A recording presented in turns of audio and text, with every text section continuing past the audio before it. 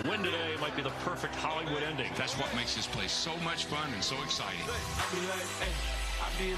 This is incredible. That's a man on a mission. It's rush hour in Fontana.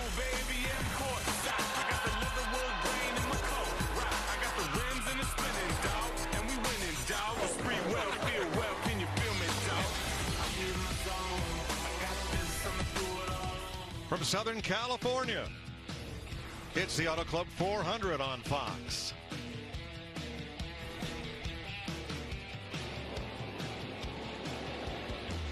Three-round knockout qualifying Friday afternoon, and your front row ends up being a pair of Toyotas, Martin Truex Jr. and Kyle Busch.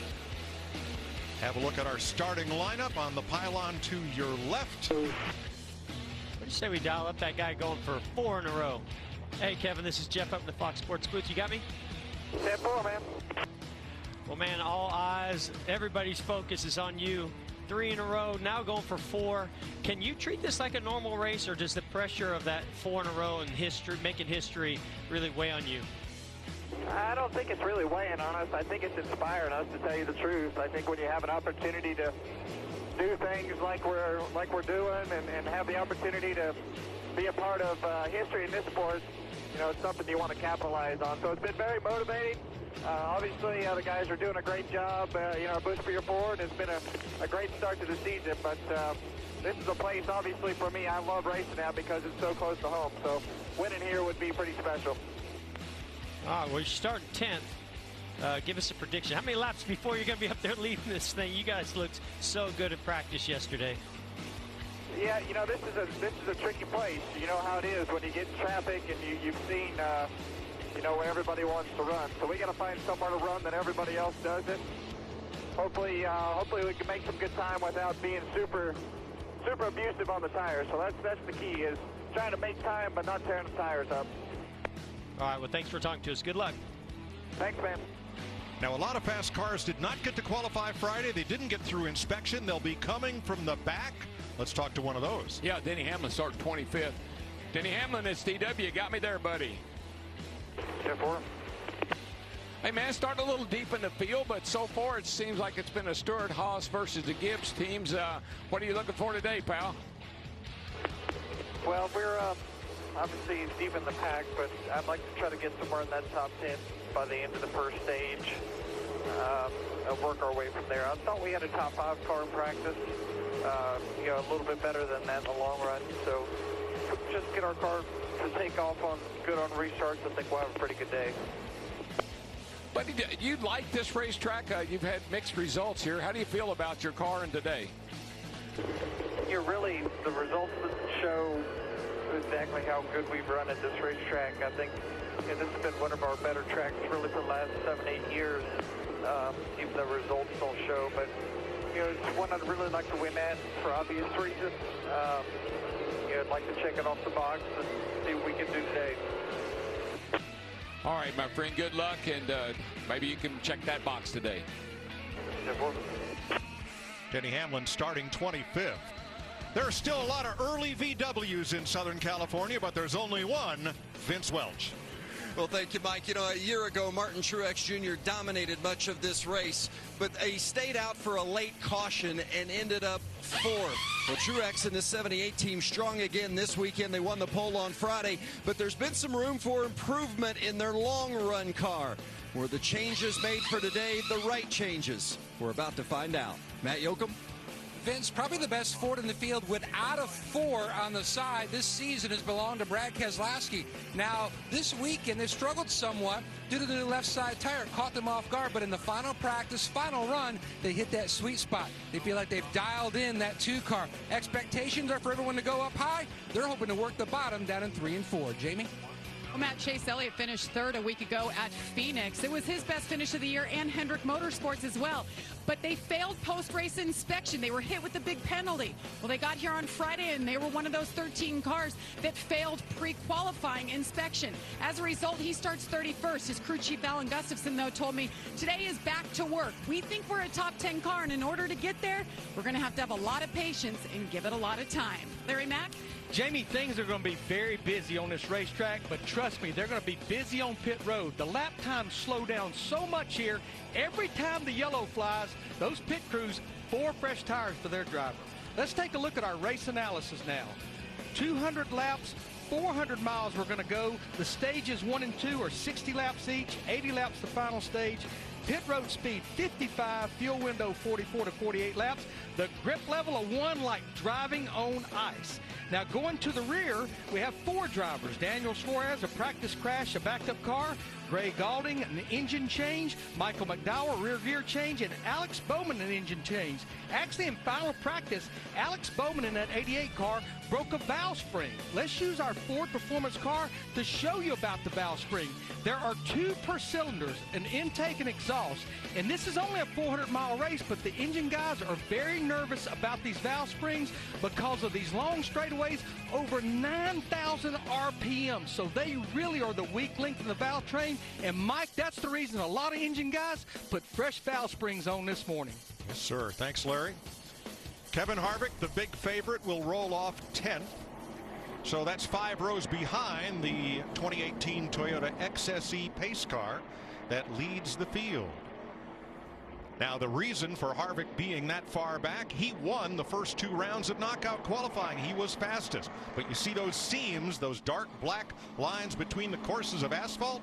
Harvick got caught on one of those seams and slid during his qualifying lap in the 3rd round and ended up 10th. Yeah, it cost him. Yeah, and we're going to see a lot more of that today.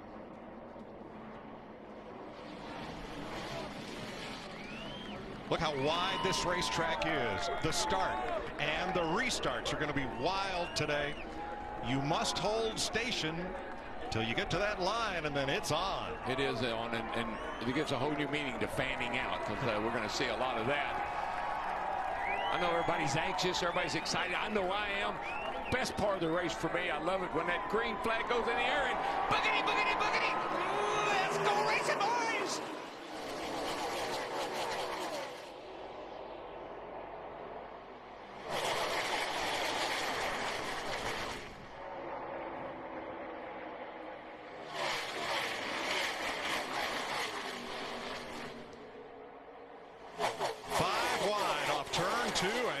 They come from the back. Wow. You know, on that break into turn 1, Martin Truex changed lanes about 4 times to keep Kyle Busch behind him, and he never signaled, just like out on the 405. But twice I think he meant to do that. The other 2 times I'm not so sure. Right. But that's what makes these starts so critical, is you don't know what lane they're going to choose behind you, so you're trying to block their momentum and keep them behind you, but there's so many options, it's almost impossible to do. And Mike, I think it's going to be kind of interesting and fun to watch these guys, really good cars in the back of the field, that are going to try to work their way up to the front in a hurry. Already we see Denny Hamlin on the move. 3 wide down there on the inside. Now, there is no out of bounds here. That white line down at the bottom of the banking, that's advisory. And this is another thing I love. Look at that. That's an amazing view of how wide this racetrack is. But you saw our leader, Martin Truex Jr., down on the apron, all 4 tires almost down below. And then Kyle Busch was 3 lanes above that. And Mike, you might say, why they go down there? There are no seams on the apron. Now, the Penske cars both just took the low side to gain spots down the front straightaway, running below the line. That's Hamlin's number 11. Working on Suarez. Here comes Chase Elliott in the 9 with William Byron with him. And Brad Keselowski battling Ryan Newman for 8th. 3 wide again. Matt DiBenedetto up on the outside. And they've got a few laps while these tires are fresh and new. Air pressures are building up, where there's going to be a lot of grip. But that grip is going to go away fast, and that's where I think it's going to be tough to stay down on the inside lane. So you got to take advantage of it while you can, like we see Denny Hamlin doing. Now, Mike, one thing of the wide racetrack with all the options these drivers have that makes it kind of fun for the driver, you can make a bit of a mistake. You can get a little bit loose. You can push up a little bit, and you got enough room to recover without running over somebody. As we see here, just 3-4 wide through the corners. Harvick right where he started in 10th place. Well, but remember, Mike, last week he didn't dominate the race. He led 38 laps of that race. So I wouldn't expect him to just charge to the lead right now. There's some good cars in front of him. Yeah, he can be really patient. He knows how good his car is, and it seems to only get better against the competition as the run goes on. I think he sizes them up. I think he sits there and watches everybody see where they're good, what we got to do to get, to run with these guys, and then he attacks. Well, we were just watching. He passed for 9th place with Ryan Newman. He made that look pretty easy. I think sometimes you look in your mirror and say, oh, darn, there's that Harvick. I guess I'll let him go. I don't want to hold him up. Austin Dillon, Jamie McMurray. Now, Dillon started 5th. He's at 12th right now. McMurray's gained 2 spots. And coming up from the back, Bowman, Suarez, Almirola fighting their way through the field.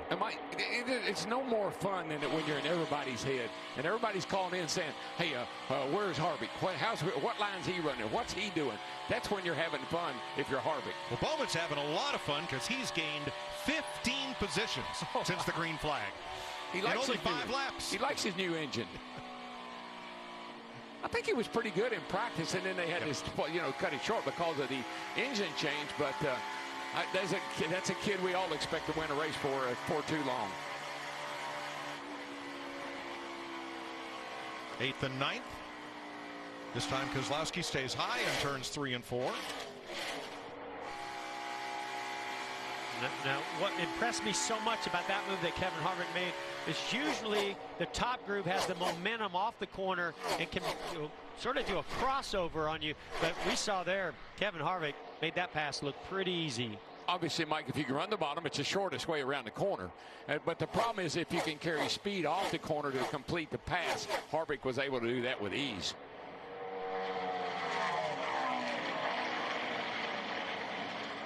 Six laps led for Martin Truex Jr. And after the initial scuffle into turn 1, Kyle Busch has held station in 2nd.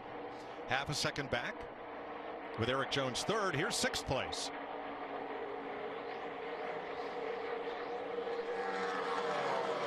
Couple of Fords, Busch and Blaney. Then Harvick up to 8th. I think Harvick, he almost swept. He won the first. He set the track record in the first round of qualifying Friday. He was quickest in the 2nd round. He had a problem in the 3rd round, or I think he would have swept all 3 rounds and started from the pole. Here's our Fox Visor cam. Thanks to Erik Jones and the Joe Gibbs Racing, the number 20 team, for carrying that for us this week. And what I love about the visor cam is it lets the people at home see, first of all, how hard he's working. You see him working the wheel, but also how he's jostled around in the seat. The driver's not just sitting there like there's nothing going on. He's getting a lot of body movement as he goes around the racetrack. Back in 9th place, one of those quick Fords, Brad Keselowski, 5 seconds back of the leader. Matt? Confidence is high, Mike, for Brad Keselowski. Just telling Paul Wolfe the car driving extremely well. The exit really strong. But everyone here today multitasking, keeping an eye on their car and also the lane of the Ford. 18 is between the top seams. The 20 is splitting the middle seam to the high side. Truex has gone between the top seams. First 3 cars are up there. Harvick is not on the apron, but he's running the bottom lane through 3 and 4 behind you. Why do you want to know that? Yeah, because you're trying to get as much speed out of the car as you possibly can. If there's somebody that's making something else work and you're struggling to get by a car in front of you or make that lap time up, you want to try and search around. And if somebody's doing something that's working, then you need that information. But I hate to tell the competition and the spotters, but it doesn't matter where the 4 car goes right now. It doesn't. He's coming, baby. Up to 6. Kevin Harvick from 10th to 6th, trying to win his 4th in a row. Can he be stopped? We'll see. Martin Truex Jr. has led every one of the 10 laps so far. 13 laps complete. New leader in Fontana. Kyle Busch goes up to the high side on Martin Truex Jr. and makes it look easy. Yeah, he had been working the last couple laps that very outside lane right up against the wall. Found some grip. So let's get an update on the leading Toyotas. Vince. Well, both Martin Truex Jr., who started from the pole, and Kyle Busch, who started alongside him there in the front row, saying their cars are both free here in the early going. Crew Chief Cole Pearn telling Truex to use that track bar adjuster inside the cockpit to snug you up a little bit. But right now, Kyle Busch's car just handling a little bit better than that 78. And now Truex getting a little pressure from behind again for second. Yeah, it's not just 2, it's 3 Toyotas at the head of the field.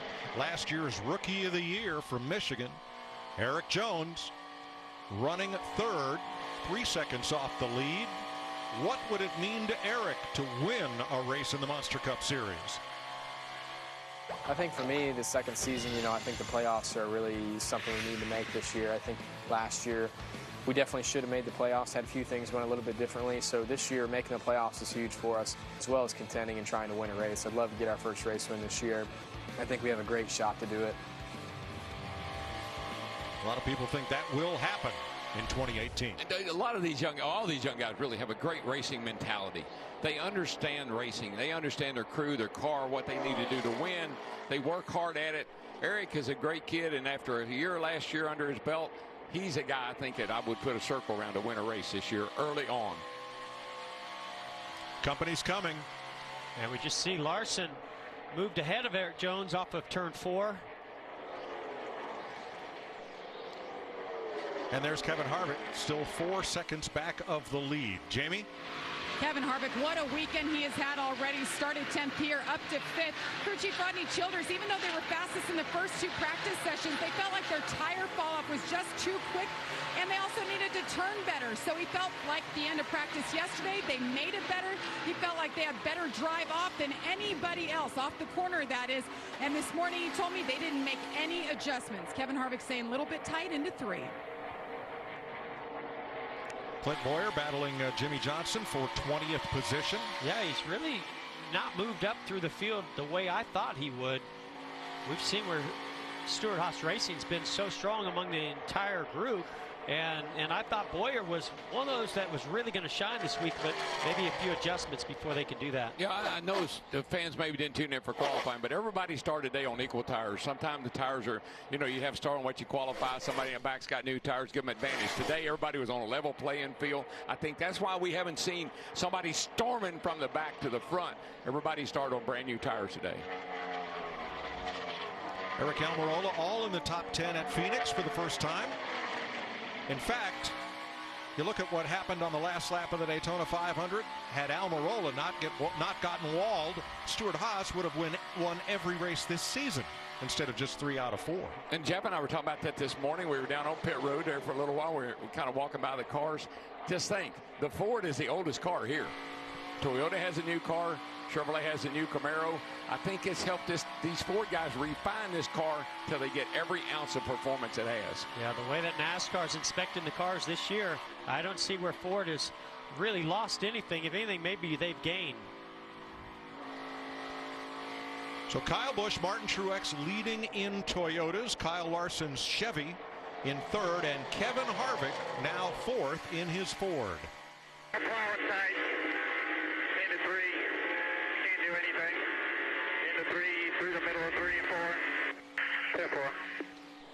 Well, I hate to see what happens if he gets that fixed. I did see the lap before where Kyle Larson went down to the bottom in 3 and 4, ran that same groove that Harvick was running, and it did affect the aerodynamics on Kevin Harvick's car.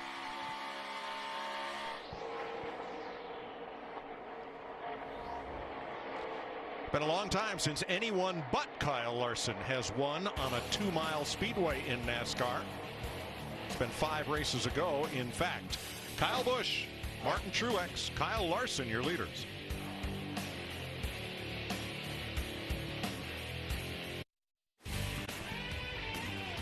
Welcome back to Monster Energy NASCAR Cup Series racing from Fontana, California. Right there, that piece of trash gets taken away off the bumper of Kyle Busch's car, thanks to the flow of air off Martin Truex. Yeah, he talks a little trash, but just picked up a little trash, but he got rid of it.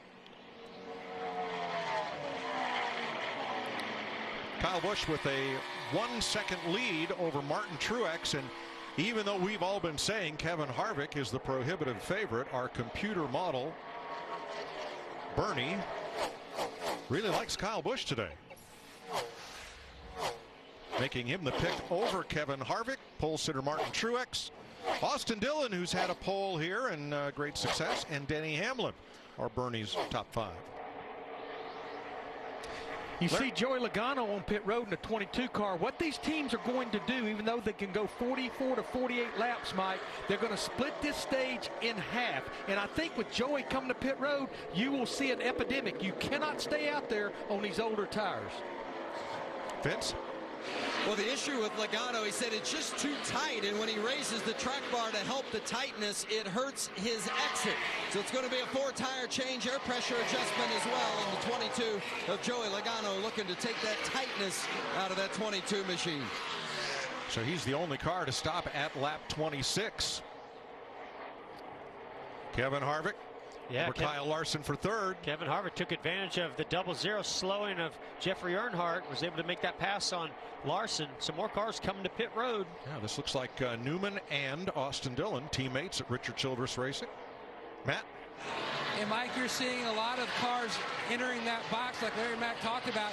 Chassis adjustment on the 3 car of Austin Dillon, fighting just too tight through the center of the corner. His teammate, the 31, Ryan Newman, he is in as well, looking to maybe improve on the balance of the car on exit for the 31. A lot of 4-tire changes under green here at lap 27.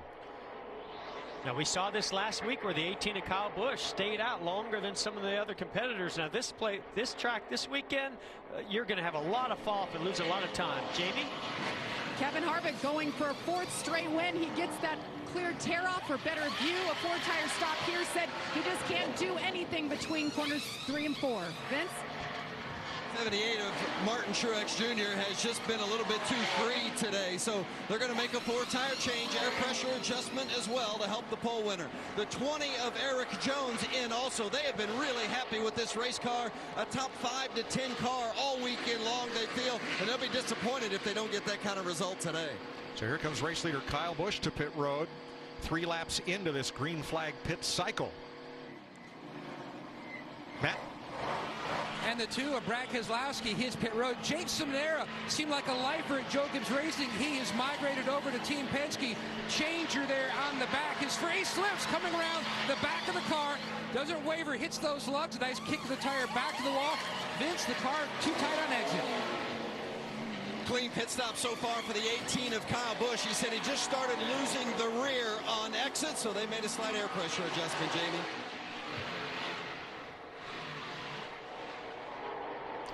Jamie McMurray is the race leader. He has not stopped.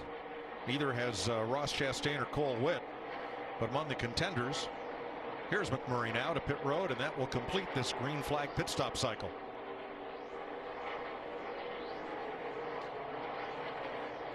Kyle Busch, Martin Truex Jr. cycle through back to 1-2. Yeah, you can see we're coming in a lap earlier than Kyle Busch. The 78 was able to really make up a lot of time, but I think those fresher tires of the 18 are going to prevail. Yeah, I think it's interesting. They're running the bottom in 3 and 4. We heard Harvick say his car went away down there, had to move up the hill a little bit. But I think when you got fresh tires on, you're going to see these guys run the high line of 1 and 2 here up high like you see. But when they get down to 3 and 4, they'll be right down on that apron. Guys, we talked about Joey Logano being the first to commit to pit road. You see him just out of frame right there, sitting back in 3rd, just about a 1.5 seconds behind leader Kyle Busch. That was like worth 3 seconds to him over anybody else. Right before pit stops, Logano was 7 seconds behind the race leader, and now he's within 2. Great strategy move in the early going here, halfway through stage 1 of the Auto Club 400. Martin Truex Jr., the only driver to lead every race in 2018. Out in front now by 1.5 seconds and beginning to pull away a little bit from Kyle Busch. Great race for 3rd, 4th, and 5th. We heard about Joey Logano's strategy. Kyle Larson alongside Harvick now trying to retake 3rd. Yeah, Kevin Harvick really does not want to give up this position. He knows Kyle Larson is a threat for the win here for him.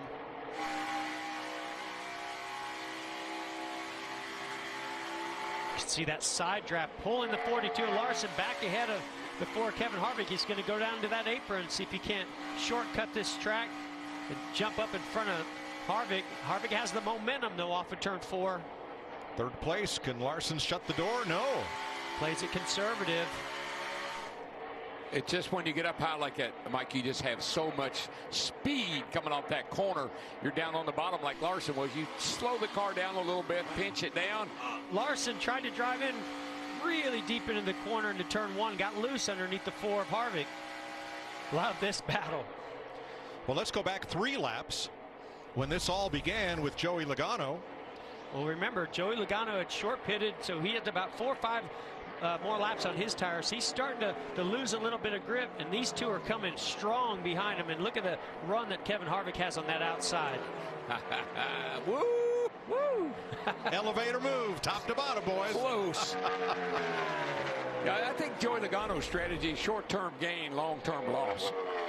I think Kyle Larson definitely has a little bit better race car right now than Kevin Harvick. I think Harvick, you know, that we talked about him being a little bit snug and tight with his front tires the run before. I don't know if they loosened him up and it's gotten him too loose. You know what I like about Larson? Now, you saw his car get loose, jump sideways a couple of times. A lot of guys that back off and say, hey, I'm too loose, I can't do anything. Not him. He just keeps putting it in there and putting it in there and hanging on to it and moving forward. Heck, I think he drives it harder when it's loose. When he's loose. All these California kids that grew up on the home tracks of California. Two of the best battling right here. Placerville Speedway is Kyle Larson's home track. Mesa Marin, which has now been closed for about a decade, that's where Kevin Harvick started. And how about Rio Linda? 1/20th of a mile around, but plenty big enough for those quarter midgets to jump.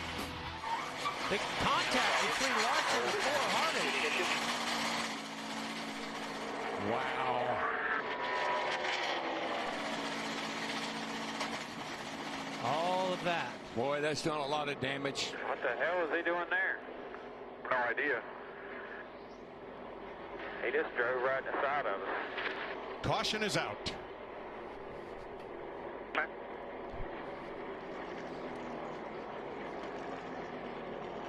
Harvick's bid for 4 may have just come undone. What happens here? Let's see what they're close together going down the back. Harvick comes down, and then the 42 comes up. They make contact. They turn the 42 sideways into the 4 Harvick, and he made heavy contact with the outside wall. Yeah, that right front took a lick. I'm going to say, Mike, that was just one car went down a little bit, and one car came up a little bit. I don't know if I could put a blame on either guy. I'm not exactly sure why Harvick came down at all. Let's see if he gets loose coming off turn 2 before this gets started here. And you can see the 42. Yes. Yeah. And it looked like Harvick gathered it back up. Maybe didn't quite appreciate the 42 getting him loose like that. Oh, yeah. I don't know if I can blame that all on. No, I'd say Kevin Larson. Kevin was definitely moving left when that happened. Boy, he's so lucky. I know it's a hard lick to right from, but he's lucky to hit the end of that wall. Clear, back inside. Nice smooth and straight. Wow. Easy. Hold it.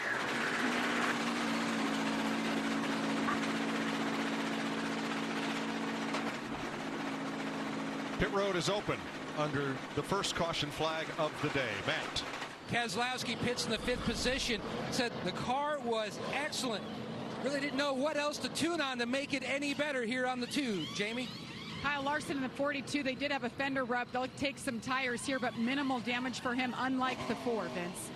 Well, the 78 of Martin Truex Jr., the changes they made definitely helped. And that's the good news, as you see rear tire changer Lee Cunningham going to work. 4 tires. Truex likes the changes from that first stop of the air pressure adjustment. He had a great run after that stop, pulled out a lead. And here they come off pit road. Now, Kevin Harvick's team will have 6 minutes on pit road to make repairs, and that's timed from pit entry to pit exit, and try to get him back up there and up to speed if he's going to be able to continue. Larson, Truex, crash.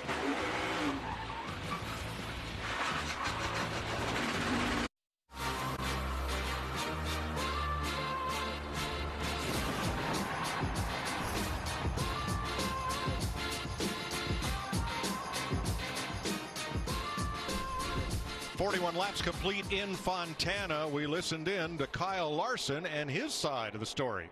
I mean, he's an idiot for racing that hard for 30 laps into a race. He didn't do a damn thing wrong there, so he's going to be mad, but I didn't do anything wrong to race him. No, it was him. We let him go when he run us down, then he wants to run out on our door all the way around. Well, let's take a look. Yeah, we've been watching this battle. They were not willing to give an inch the last several laps trying to get to 3rd position. We see Kyle Larson come to the left rear quarter panel and get Kevin Harvick a little bit loose. Looked like Kevin was already a little loose. Then right here, I think Harvick is upset. He comes down. I can't say that Kyle Larson did anything wrong, and that actually turned the 4 of Harvick into that outside wall. That's where the seams are very helpful, because Larson never moved. And you see Kevin, he came to the left. And I think he was going to just let him know he wasn't happy, but it went bad. Harvick's car is back on pit road. It made repairs, went out, came back in, changed tires, and now will exit once again and will restart almost a lap behind the leaders. 18 to go in stage 1.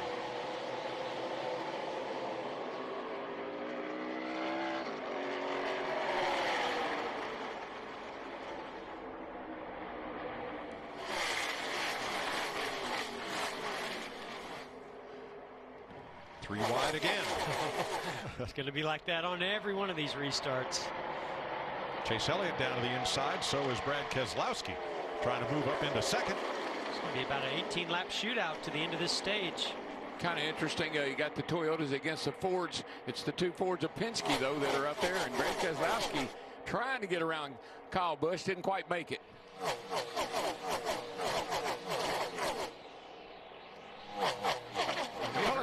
I know we've talked about Austin Dillon a little bit, and we got a little pass here with the 88 and the 24. But that 3 car is impressing the heck out of me. He's running up here in the top 5 right now, looking pretty good. This is a good track for him. He qualified really well here on Friday. He's been a pole winner in the past here. I don't think the 48 of Jimmy Johnson has something to say about this battle. He's been slowly but surely making his way forward. This is such a great track for him that I think that experience can maybe get him that first top 10 of this season. You know who has the most wins here? Jimmy Johnson. You know who's led the most laps here? Jimmy Johnson. You know who has the most top 5s here? Jimmy Johnson. Jimmy Johnson. Let's get an update on Kevin Harvick's damage. Jamie. Well, Mike, you saw how much cosmetic damage he had on the right front, the right rear, the bumper cover. But the biggest issue for Kevin Harvick, he said the steering wheel was off about 6 inches to the right. So that second time down pit road, they took a look at the toe and the front tires to see if that was knocked out. They're not 100% sure right now that it's still good to go, so they're keeping an eye on the Ford. No, he's 2 laps down, Jamie, and being passed in the backstretch by Jeffrey Earnhardt. Everybody's kind of weighing in on what happened in the back straightaway there. How about Brad Keselowski's spotter, Joey Meyer? The Ford came down on the 42. Yeah, I agree with that. I saw the overhead replay. Yeah, I agree with that. Yeah, the 42 is a nose ahead of him, actually. Then the Ford came down to his door or something. Well, Brad had as good a view as anybody. I think that was Harvick. He wanted to let Kyle Larson know, I'm not happy with the way you raced me off turn 2. Going to get down on his door. Maybe you rattle his cage a little bit, and it went bad. Well, we talked before that happened about how important it was for Kevin Harvick not to let Kyle Larson get by him and drive off. Could he have been coming down trying to get a little side draft off Larson to beat him into turn 3? Well, what we've also talked about is the confidence of Kevin Harvick and how calm and smooth he has been in these last 3 races and not get rattled by anything. To me, finally, somebody rattled Kevin Harvick a little bit, and I think that played a role. Yeah, I think we just saw an in-car shot of his steering wheel. Mike, the tape on the steering wheel is the telltale as to where the steering wheel's off to the right or the left. And so far, it looked like it was not that far off. Maybe a little bit, but not much. Now the next question is, what kind of damage did the 42 of Kyle Larson suffer? Were they able to patch that up, and is he going to be as fast as he was before that accident? Well, Larson restarted 20th. He's worked his way up to 14th. As we look in on the 10th place battle, Chase Elliott, Clint Bowyer, Eric Jones. Now you see Clint Bowyer trying to make that pass on Chase Elliott on the inside. I think his car's made some improvements, and he almost had that pass done, but you see with the momentum of the outside how that plays out. Look who's battling for 3rd. Team Penske. Teammates Keselowski and Logano. I think Logano was looking for a little bit of help there. Thought he was going to slide up in front of the 2. Oh, trouble. And their teammate, Ryan Blaney, has tagged the wall.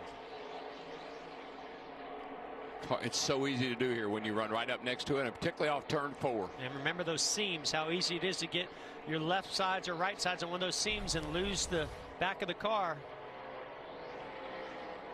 See the back of that car. He's already loose. You see the back of that car moving, and then he gets it real loose. Boy, that's dirt tracking right there at 180 miles an hour. Blaney was 8th. He's now 15th. We're going to take you side by side. My burger goes best with mustard. Ketchup and mustard. Grass-fed beef. No, corn-fed. On the grill. Yeah, flat top. Iceberg lettuce. Nah, arugula. Jalapeno. No way. Avocado, dude. Medium rare. Gotta be well done. Brioche. Sesame seeds. American cheese. Cheddar. Can I have a turkey burger? What? Turkeys are for Thanksgiving, man. I like my burger with the Coke. I'll agree to that. Strictly with the Coke. Only with the Coke. Coke and a burger. Come on. All right. That's where you get the flavor. What is a trophy, gentlemen? Something to put on the mantle. Today's the day, boys. Cannot believe it. It's why we're here. You are the champion, baby! Good. It's exactly why we're here. But there could be trouble.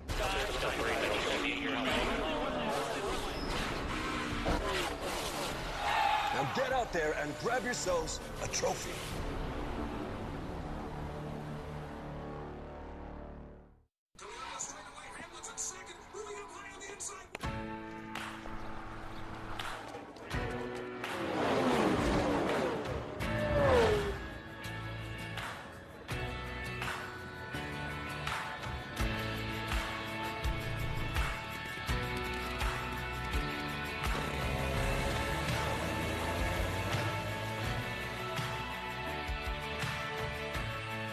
Toyota, let's go places. This next song is all about my $20 fill-up. 8 pieces of Kentucky Fried Chicken, all the fixings, and it'll feed your family of 4. Hit it, boys. A 1 and a 2, and we're out of time. It's finger licking good. Woo! Ready? 3, 2, 1. Hi there, welcome into NASCAR Race Hub. You see the biggest stars in the sport. So I think we make this look pretty good. They all play here. Fun, fast, fresh, and always entertaining. Gonna be a good one. NASCAR Race Hub, weeknight, 6 p.m. Eastern on FS1. This season, who will rise to the top?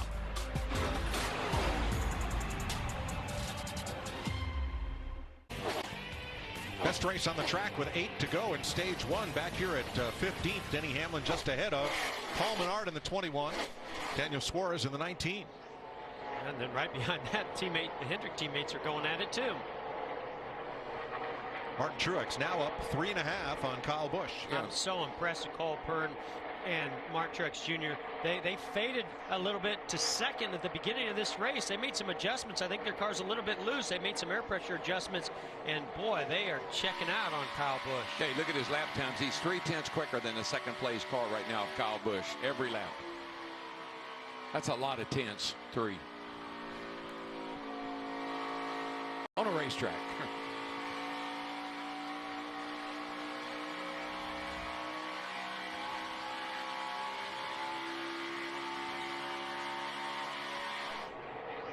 And to catch back up on Kevin Harvick, he is 36th of 37, 2 laps down. There are 4 cars 1 lap down ahead of him. And let's get an update from Jamie. Well, interesting scenario going on here, Mike. In the 4, NASCAR came over and took a look at the Barabon that the team was working with, and they were cutting it and shaping it to go on the car. This is what they were looking at, and they were flexing it like they didn't like something about it. So the team's shaking their head. They told Rodney Childers, the crew chief, and the team brought out some backup Barabon that they're now forming on the pit wall in case he does come back down. So interesting what they're looking at here. Yeah, guys, when you look at the damaged vehicle policy that started back the beginning of last year, 2017, there are certain body parts that are mandated at different size racetracks. But the biggest thing is you can only use duct tape or bungee cords or regular Barabon that Jamie just talked about. And I think NASCAR became aware last year that teams actually had some Barabon or duct tape that had some thin aluminum in it. And they pretty much told teams you cannot use that to repair your vehicle. I think it's pretty smart, though, to be that prepared, to have that in the pits in case you needed it. And who knows, if it got on the car, could have been a lifesaver. It looked like it had a lot of aluminum in it. That's right, because you're no longer allowed to go to the garage and repair crash damage and come back out. All those repairs have to be done on pit road and in a very limited amount of time. So fighting for the last stage point are Jamie McMurray and Clint Bowyer. Vince? Bowyer started 26 and really struggled the first run. They were way too tight, but they came in and took a major swing at it on that first pit stop. Chassis adjustment, air pressure adjustment, and made the car a lot better. And since then, Bowyer has been on the move, now moving past McMurray into that 10th spot and to get him a stage point if he can hang on, if not more. At 8th place, 12 seconds back of the lead, Erik Jones passing Austin Dillon. I think the track conditions are throwing quite a few teams off, because in practice, Erik Jones, I thought he was one of the top 2 or 3 cars, and it looks like they've had to make some adjustments and fell back a little bit. So we'll see if those adjustments don't get the balance right for Erik Jones. Yeah, I think those first couple of pit stops, sometimes you jump, you go too far one way or the other, get the car off, takes a time or two to get in there and get it right. So I think it's what some of these guys did. Maybe they were loose and they got it too tight, kind of found some balance in there somewhere. Well, Martin Truex Jr. is about to do something he did 19 times last year. Win a stage. He led the league in stage wins en route to the 2017 championship. 2 laps to go, stage 1. He's making up for lost time today, I can tell you that, because he is checked out.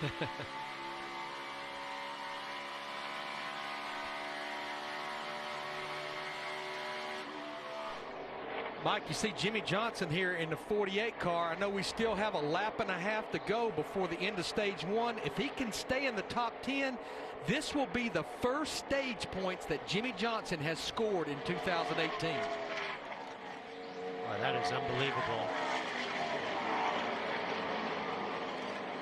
You know what that tells me? One brick at a time.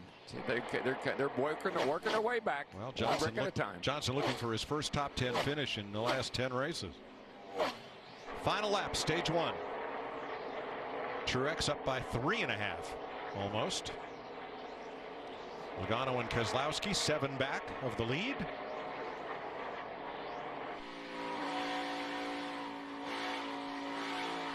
Only 1 caution so far, but it was a big one. Kyle Larson and Kevin Harvick making contact with substantial damage to Harvick's car, though he was able to continue. Mike, you hear me? Martin Truex Jr.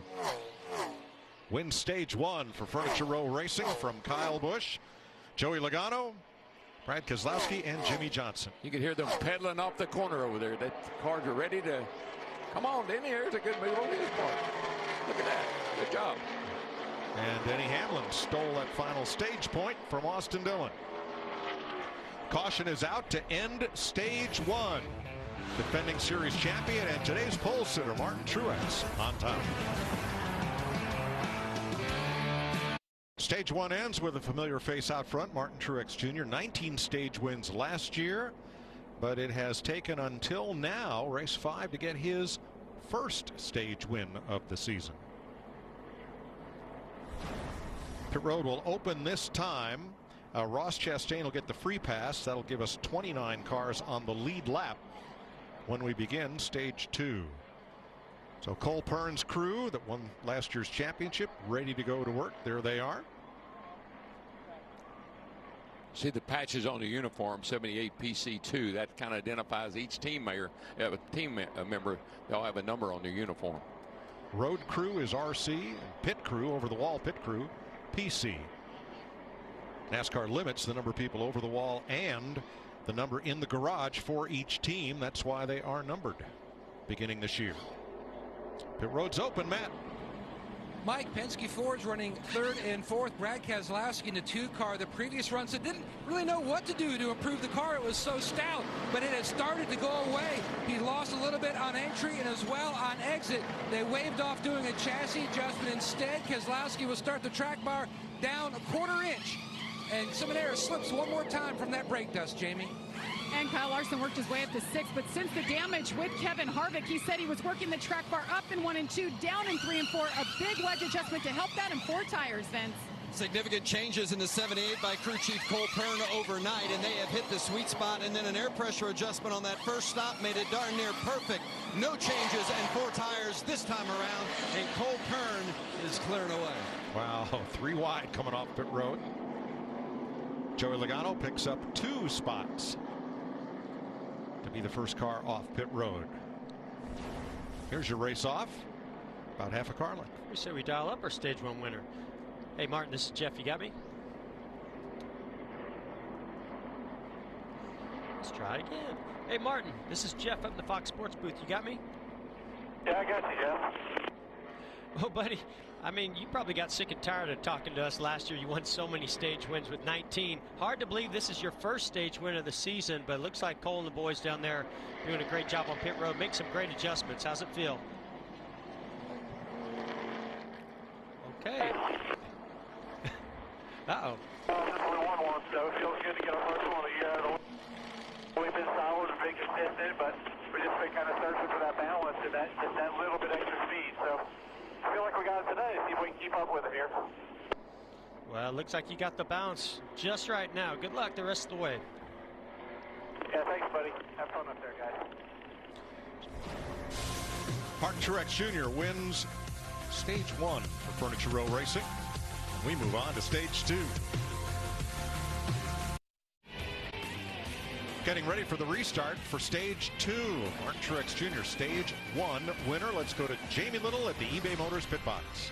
Well, Mike, oftentimes people ask me, what do you guys mean by stagger? Well, when we race at an oval, what it basically means is the left side tire is just a little bit smaller than the right side tire. Here at Auto Club Speedway, the left side is about 1 inch in diameter smaller than the right. Now, the recommended air pressure from Goodyear in the left side is 19 here, minimum. 45 minimum on the right side. And you'll hear us talk about air pressure adjustments all day.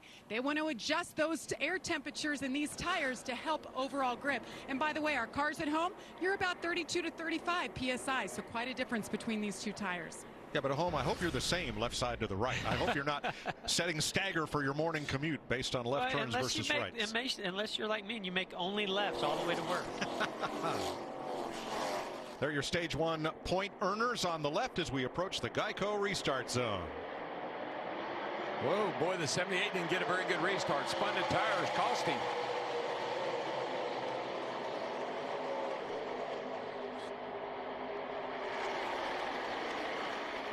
Great coverage from the Goodyear blimp as they fan out all the way across this big, wide super speedway. Isn't that an awesome? I love that overhead shot like that. You can see so much. So Keselowski trying to get to the inside quarter panel of the 78. Hey, what about that car with a 48 on it? Yeah, where did he come from? Look at him up in there. After pit stops, Johnson restarted 5th. He's going to go to 4th. Mike, you know what Camaro means? You know the definition of Camaro? Now, hold on, DJ. I watched Mike educating us on these. I can't wait to hear this. It was a made-up name by Chevrolet, but they said it was kind of like French for friend. That's exactly right. I knew I couldn't stump you. No, Chevrolet said it ate Mustangs. Oh, is that okay? Really loose off of turn 2. The 2 car was able to stay on the inside and hold position on Jimmy Johnson. You can see Jimmy tried to squeeze in the throttle there and back in, stepped out, almost got the wall. And now Larson's peeking to the outside of Jimmy Johnson. Oh, I don't think we've heard the last of Kyle Larson. He will claw his way back into this thing. He'll be somebody they have to contend with before it's over with. And just a final update on Kevin Harvick. He's now 5 laps down after more stops for repairs. But since he has cleared NASCAR's damaged vehicle policy, the rest of the race, they can work on that all they want. Almirola to the outside of Jamie Mack. Ooh, that was really close racing between Jamie McMurray and Almirola. Jamie tried to dive in there and clear him, but didn't quite do it, and the 10 was right on his quarter panel. That's a vulnerable position to be in where it can suck the back end around. Just like this little 10 car, they just keep working on it, working on it.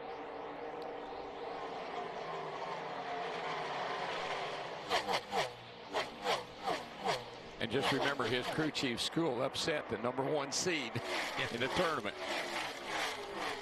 Well, most of these NASCAR drivers like anything on wheels, and it doesn't have to be 4. Here's Matt.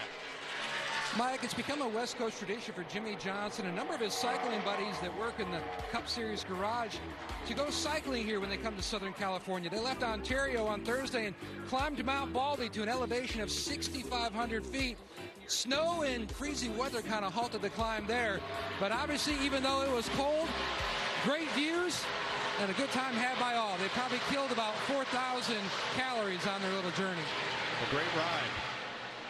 And Jimmy told us at dinner, he said, you know, the old type bicycle brakes where a shoe squeezes against the rim was overheating the beads in the tires, just like on these race cars. They had to change those bikes over to disc brakes. Boy, we're very familiar with that. We've seen that even maybe at Phoenix last week. Well, the snow is so much lower this year than it's been in the past. I just didn't want to. It's just I like when the snow's a little higher. You got to go up a little further. Yeah. I just didn't try it this year. And you've ridden up Mount Baldy. Jimbo was driving? I know there's some really interesting things up on Mount Baldy. Okay. Because you've seen photographs. Joey Logano has a mirror full of Martin Truex. Putting up a great fight. Yeah. You got to be impressed with the fight that Joey Logano has. I mean, he's great on restarts. He got out there, got a little distance between himself and Martin Truex Jr. Working on that car throughout this entire race on pit road, trying to make some adjustments. I like what he's doing right now. Remember, I think he led 139 of 150 laps yesterday.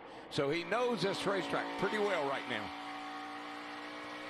But look at who's the biggest mover since the restart. Kurt Busch fired off 14th and has now climbed back up to 8th. He restarted 14th because of an issue on the stop. Martin Truex Jr. takes the lead from Joey Logano going to the bottom and is back out front here at lap 73. So, Matt, what happened to Kurt Busch?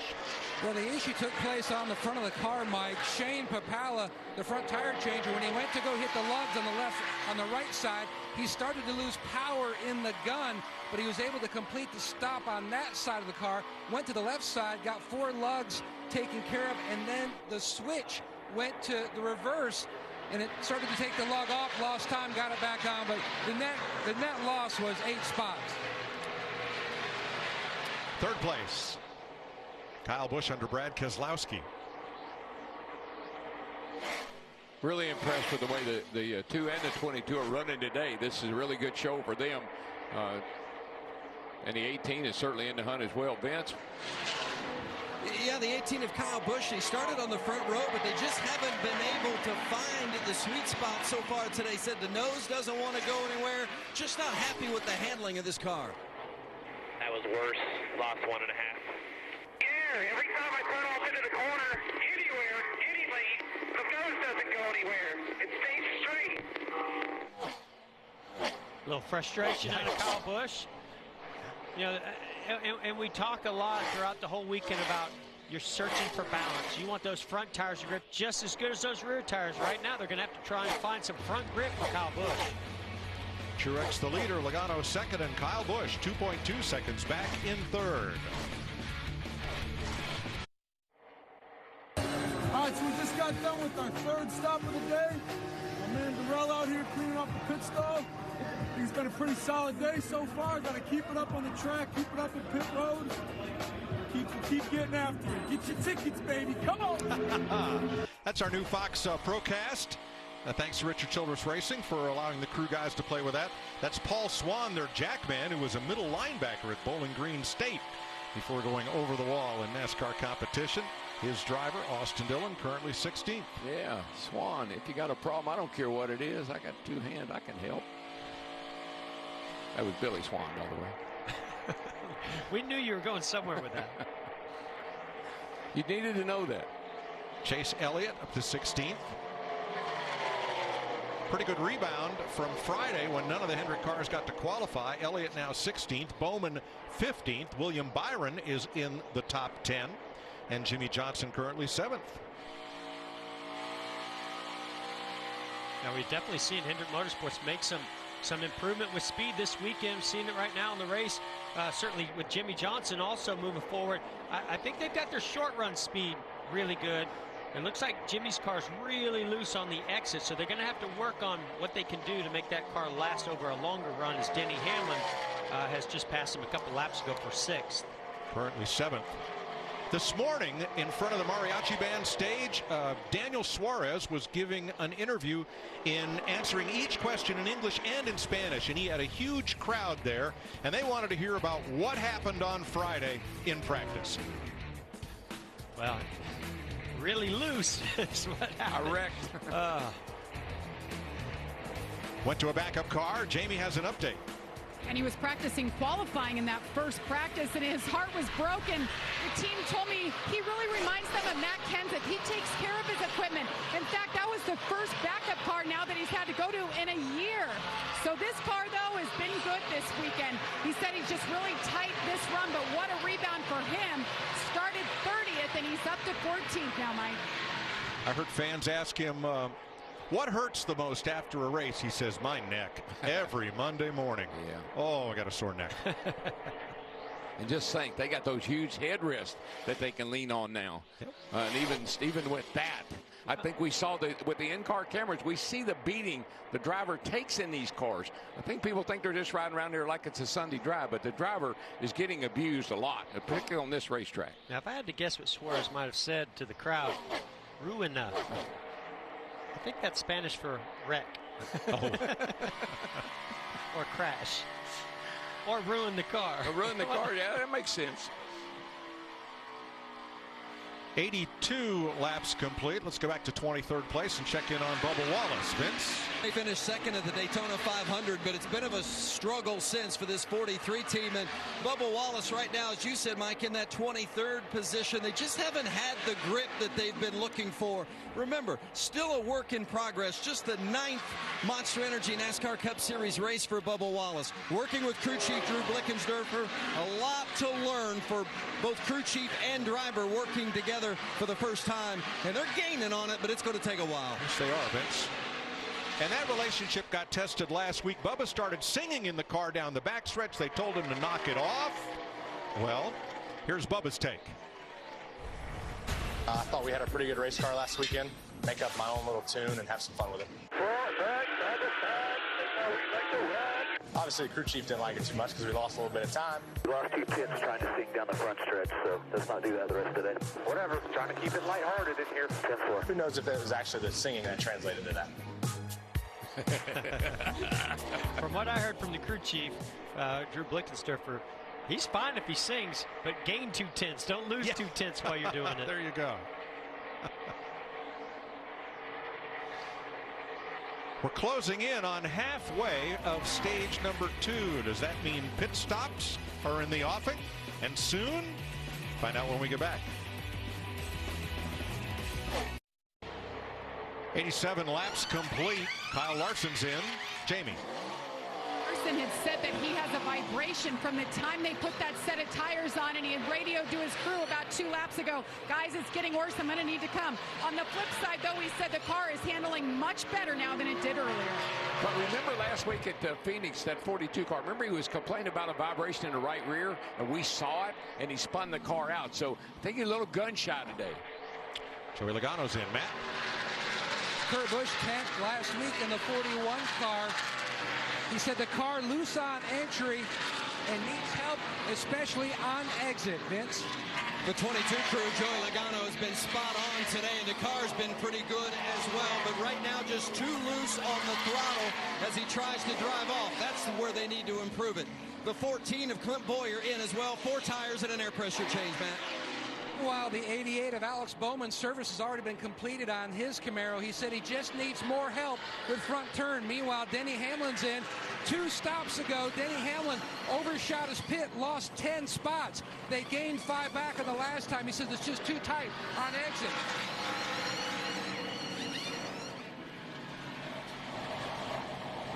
Leader Martin Truex headed for pit road, which is a busy place. About half the field is there right now as Truex splits the stage in half to make his pit stop under green. William Byron comes out, pulls out right next to him. Kyle Busch stayed on the racetrack and picks up the lead.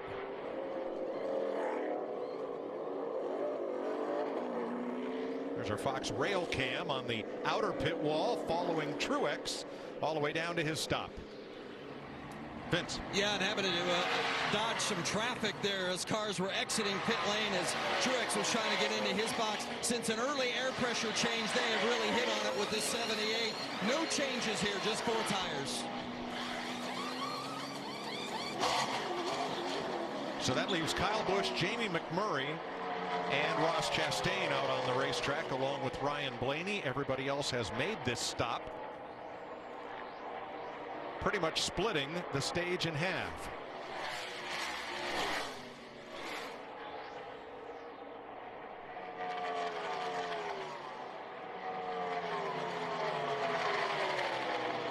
I think McMurray might have been looking at pit road, but with cars inside him could not stop this time. Well, and that's what happens here. There's such a difference in new tire speed versus old tire speed. They come up on you so fast that sometimes you can't even react. Oh, almost. I don't know if he got loose. Wow, William Byron was coming probably about 15 miles per hour with more speed than McMurray. I don't know if he got really loose in the center of the corner or if he just was planning to run that groove. Jeff, it looked to me like he might have locked up the brake. The car started to slide and he aborted trying to come to pit road. He definitely lost all of his momentum. He was going to do, I think he was going to pit. He lost his momentum. That's why they came on him. Bad enough he got old tires, then you lose your momentum and they're about to run over him. Jamie. Exactly right. He wanted to pit and he just couldn't, so the team waited an extra lap. He said he started off looser, that run a little tight in the center. They've been adjusting on it with wedge. They'll make that adjustment again. A 4-tire stop and air pressure, and 18 is on pit road as well. Yeah, here comes the leader. Larry, how about Kyle Busch staying out longer than anybody? I don't understand it. I mean, you think about it, that's 5 to 6 laps longer than Kyle Larson in the 42. I don't know what they're gaining by doing this unless they're just trying to catch that caution and trap a bunch of drivers a lap down. A lot of times you just don't like for somebody to overrule you, do something that you want to do, Vince. Well, and Kyle has not been happy with this car. In fact, he says it has just gotten progressively worse the entire race. Kyle's not been pleased at all. Just no front steer, no front tire feel, especially when he gets to the corner. So they're going to make a chassis adjustment with those 4 tire changes. So we cycle through green flag pit stops. Martin Truex Jr., the leader. Kyle Larson in second. Joey Logano, then Kyle Busch. In fourth, Denny Hamlin. Fifth. 93 laps complete in Fontana, California, in the Auto Club 400.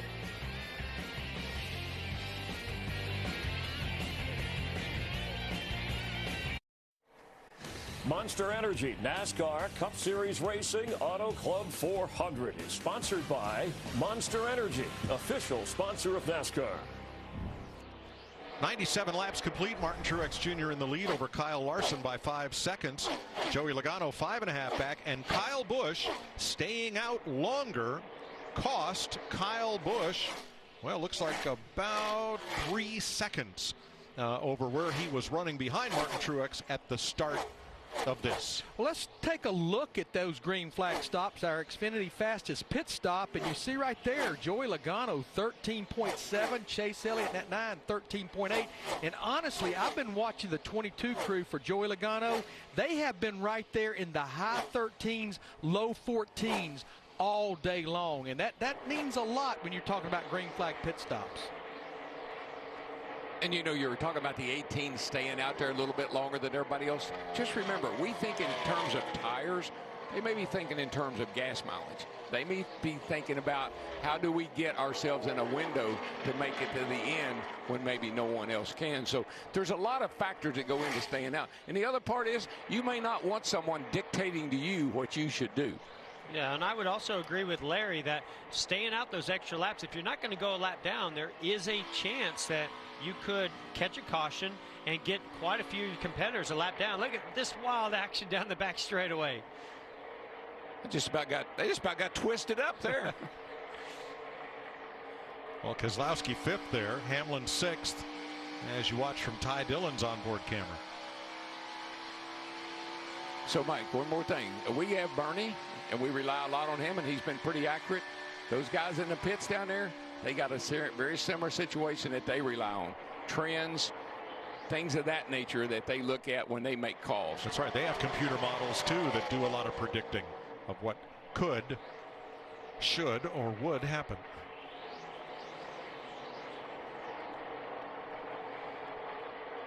We're halfway, 100 laps complete here in California. Time for just a quick word from Duracell. This is the #1 trusted brand. And this will be our Duracell Drive and Trust. We're going to focus on Kyle Larson, his crew chief Chad Johnson, and that 42 team. This is their 3rd season together. They've made the playoffs the last 2 years with a total of 5 wins, and they have won the last 4 races on 2-mile racetracks. And here's a Larry McNugget for you. Chad Johnson got his first career Cup win as a crew chief at Sonoma, California in 2013 at Michael Waltrip Racing with Martin Truex Jr. But just think about all the damage they've had to work on during these pit stops. I'd say right now, that's some Duracell driving trust. Thanks. Here's the wreck Larry's talking about. Kevin Harvick comes down on Kyle Larson back at lap 22, and Harvick ends up hard in the wall and just misses the inside retaining wall. He has made repairs and continues, though he's now 7 laps down. A lot of damage to that right front. I mean, that right front went hard into that wall and had to do a lot of suspension damage to that car. And I was really looking forward to seeing him go for 4 in a row. They were really fast in practice, fast in this race, and I think their chances were pretty solid to be able to pull that off. Ryan Blaney is a lap down. He had been into the wall, the outside wall earlier with a little bit of damage, but this looks like an unscheduled stop. Now, so remember, 42 of Larson thought he had a vibration or some issue with the tires. Came in earlier than Kyle Busch, and Joey Logano came in, I think, a lot later than the 42. And you can see what those newer tires can do for Kyle Busch as he goes by. Jeff, just remember, there's always a common denominator. Last week, it was a right rear tire at Phoenix. Today, we saw him have a right rear tire problem in practice. Today, he had to make an unscheduled stop for a vibration. I got to think something in that right rear might not be working just right. Yeah, whatever is in their setup might be abusing that right rear tire a little bit more than some of the others. I believe so. A lot of young drivers on track. They've been touring LA and looking at various areas of Tinseltown and even something different. How about Vince? Well, you know, with his commitment to racing, 21-year-old Eric Jones missed the opportunity to go to college and missed that experience. So while on this odyssey of a NASCAR season, he's been making some campus visits. Here he went to UCLA with Jackson Gibbs. That's Joe Gibbs' grandson. He's a freshman at UCLA and a member of the football team. Gave Eric a tour of the campus, the football facility, some of the hot spots, some of which I'm sure we weren't able to see on that video. But it looked like they had a good time, and Eric's going to be visiting some college campuses around the country. So if you're out there, you're a NASCAR fan, you like Eric Jones, you want him to come to your school, reach out, say, hey, on social media, come see us, come hang, and he just might do it. You know, he's a certified scuba diver. So he really, I think he likes the water a lot. Well, we talk about athletes having great hand-eye coordination and reflexes, and you saw right there the skill that Eric Jones has. His hand speed is so incredibly quick. You can see how when that steering wheel goes back to the right, that's the car actually getting loose, and you got to catch it. But you never hear him come off the throttle. He continues to feed the throttle as he does that. When we see that, we always call that nibbling. That thing is nibbling those front tires.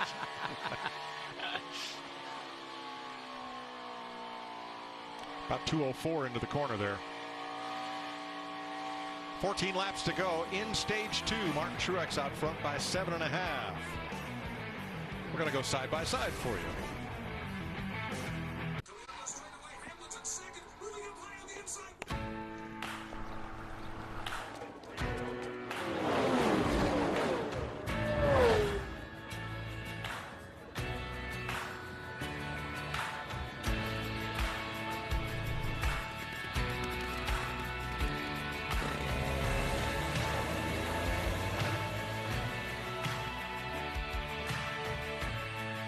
Toyota, let's go places. Go. Yes! Nice play. Still buffering. Too. What happened?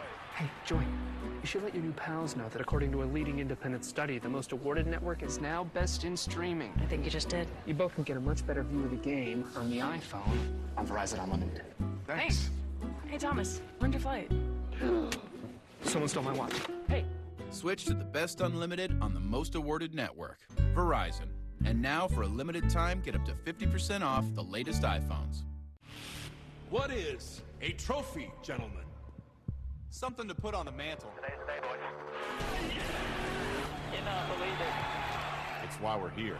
You are the champion, baby! Good. It's exactly why we're here. But there could be trouble.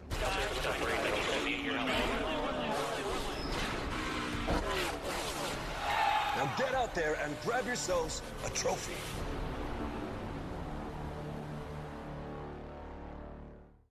They live among us, another face in the crowd. But they say they're different. They say they can do extraordinary things, like defy gravity and deny the path of a rocket. They can move in the blink of an eye. And when they strike, thunder echoes out, unleashing a deafening roar. The supernatural have returned. Baseball is back on FS1. All week we work, and when Friday comes, we all get to raise a little hell. It's race day in America. And there's a place for renegades like us. Where shorts are called shorts for a reason. Where ice-cold beer and smoked wings are the food pyramid. So buckle up, y'all. Because, hey, karma happens. Let's cheer on the veterans. At a place that was damn near built for it. Hooters. When Chase wins, you win. Free fried pickles when Chase finishes in the top 10. And 10 free boneless wings with any 10-wing purchase when he comes in first. Trouble for Trevor Bayne and Paul Menard. Here's 2 laps ago, trying to go to the outside of Ryan Newman. Yeah, makes a little into the wall contact there. with the right front. That will fold that fender in on the tire. I think that's exactly what happened. He blew a right front tire. Pit road is open. Matt. Mike, the previous run, Denny Hamlin, the 11 car, was too tight the exit of turn 2. That same characteristic, he is battling again. Air pressure adjustment on the 11. Jamie. Kyle Larson in the 42 was getting a lot better, but he said plowing tight there. You saw him make a wedge adjustment and air pressure adjustment already. No 4-tire stop, Vince. And the 44, Joey Logano, still struggling on entry and exit, but their center turn is so good. That's what's keeping them competitive. That and a good pit crew. They have been spot on today. Looks like Martin Truex wins the race off pit road. Joey Logano, Keselowski, Hamlin, and Jones move up a spot. Kyle Larson loses 4. Trevor Bayne into the wall. Paul Menard had hit the wall and was limping to pit road when the caution came out. Aerial coverage provided by Goodyear. Everything they learn making tires for the grueling demands of NASCAR inspires what rolls into yours. Goodyear, the official tire of NASCAR. With Michael Waltrip, Chris Myers watching with you live at Auto Club Speedway here. Let's get a Monster Energy race break and a recap. A little bit of, this is one place where you don't mind traffic, right? In the LA area, the Inland Empire crowded, cars running from the grass to the wall. But here's the story. Kevin Harvick going for 4 in a row, the overwhelming favorite. Larson says no. I think Larson was just holding his line. Kevin Harvick was frustrated about the way they were racing each other. Went down to voice his displeasure with his car, and they got together. And on the radio, the 42 radio team calling it idiot racing that hard 30 laps into the race. Slipping and sliding is what you're going to have all over this racetrack. We saw that there. Martin Truex Jr. wins the stage, but these guys are fighting for grip. Trevor Bayne on the outside of Ryan Newman runs out of room and into the wall. And Martin Truex Jr., your leader, your pole sitter, he has led the most laps and is the only driver who has 2 drive for the cycles. He did that last year where he won every stage in the race, winning stage 1. As we saw, we're getting close to stage 2, and he's in good shape. But there's guys that can run him down. Kyle Larson's been working on that car, and watch Brad Keselowski. I talked about him at the top. He's got a fast Ford. That's your Monster Energy race break. Let's head back upstairs and rejoin Daryl, Jeff, and Mike. It'll be 7 laps to go in stage 2. There is your running order on the pylon on the left. The Martin Truex Jr. and Kyle Busch lined up on the front row for the restart. This could be a pretty good little shootout right here. A little heat race. Be a predictor of what happens at lap 200. And I think the 2-car, Brad Keselowski, has some really good short run speed. Denny Hamlin taking it 4 wide to the bottom. Here you go. Now put that 2 right in the middle. Let's go 3 wide off turn 2. Hamlin and Jones coming 4th and 5th. Eric Jones up to 4th. Just not seeing Kyle Busch have some of that speed and aggressiveness we've typically seen him have on short little sprint runs like this.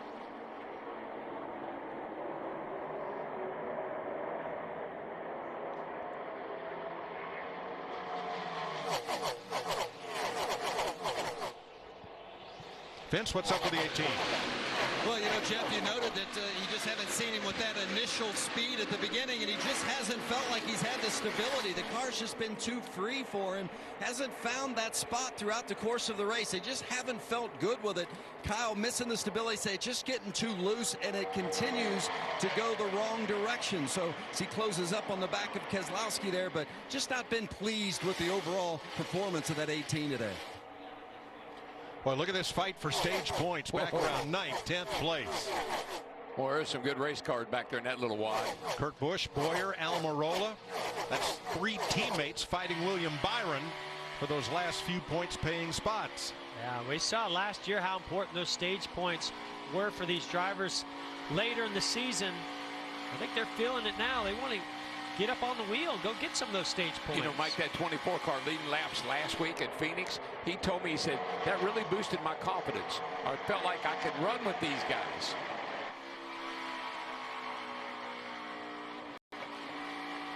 He's hanging in there pretty good right now. There. A little loose down on the apron.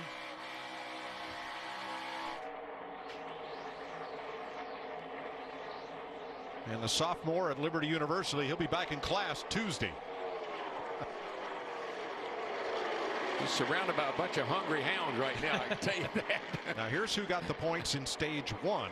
You see on the left, Truex getting that all-important. What a move by Almirola. Right in the middle of the corner, goes underneath the 31. Oh, it doesn't quite clear Newman. Now he's stuck in the middle 3 wide between Chase Elliott and Newman. It had the makings of a good move. I thought he had him cleared, but Newman had other thoughts. Look at Chase all the way down below the white line on the apron.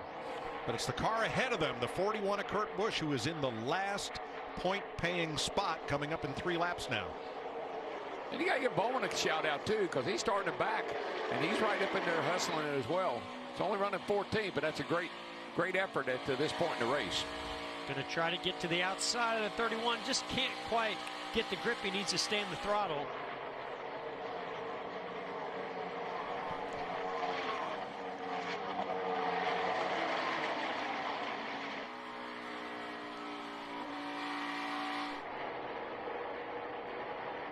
So here we go for that 10th place.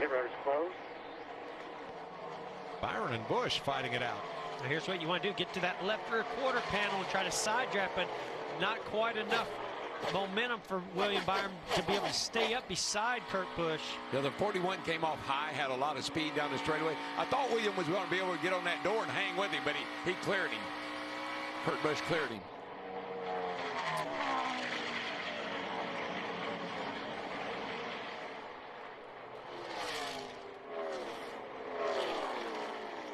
This is looking very reminiscent of what we saw in that 78 last year. You know what was funny to me? Everybody said, well, the real season starts in Atlanta. Then we got to Atlanta. No, the real season actually starts at Vegas. Then we got through Vegas. Well, the real season starts at Phoenix. And here we are today. Maybe the real season starts today. Boy, that 10th place fight is still a good one. Byron's got it for now with a lap to go in stage 2. If he can complete this pass, I am impressed with this young man. Look at him slide and hang in the back end now. And here comes Almirola. He wants that last point. I think that's only good for William Byron. If the 41 and the 10 get side by side, it gives him Byron a little breathing room. All 4 tires next to the grass for the 10 car Almirola. Mark Martin Truex's spotter loves to call it. That's Clayton. Yeah, Clayton Hughes. Stage winner MTJ, and William Byron gets the last stage point of stage 2. Martin Truex Jr., only driver to win both stages and go on to win a race. He's done it twice. Throughout the season, Ford will be searching for the most passionate NASCAR fans to become the first ever inductees into the Ford Hall of Fans. To learn more, go to NASCAR.com/Ford.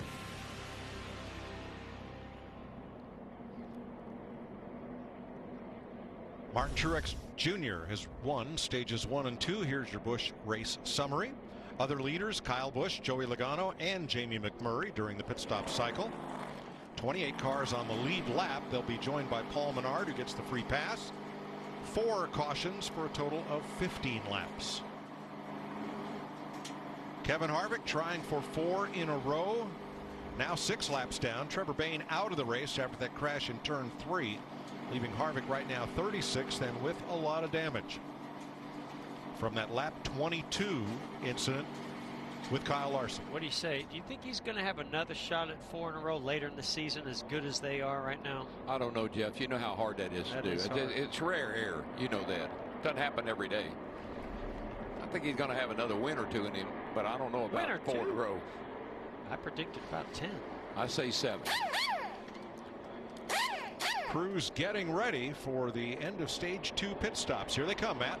Denny Hamlin, P4 car, much better, still needs help on exit of turn 2. Meanwhile, the deuce, Brad Keselowski, he's getting ready to peel off into his box. They're creeping back up on. He needs a little bit more turn earlier in the run, but they're also keeping in mind possibly short run speed for the end. We've had a few overtimes here in the past. Jamie? Johnston, the crew chief for Kyle Larson, biggest concern with the inconsistency of the pit crew today. It cost him 4 spots on the last stop. Another adjustment. He's plowing tight in his 4 tires, Vince.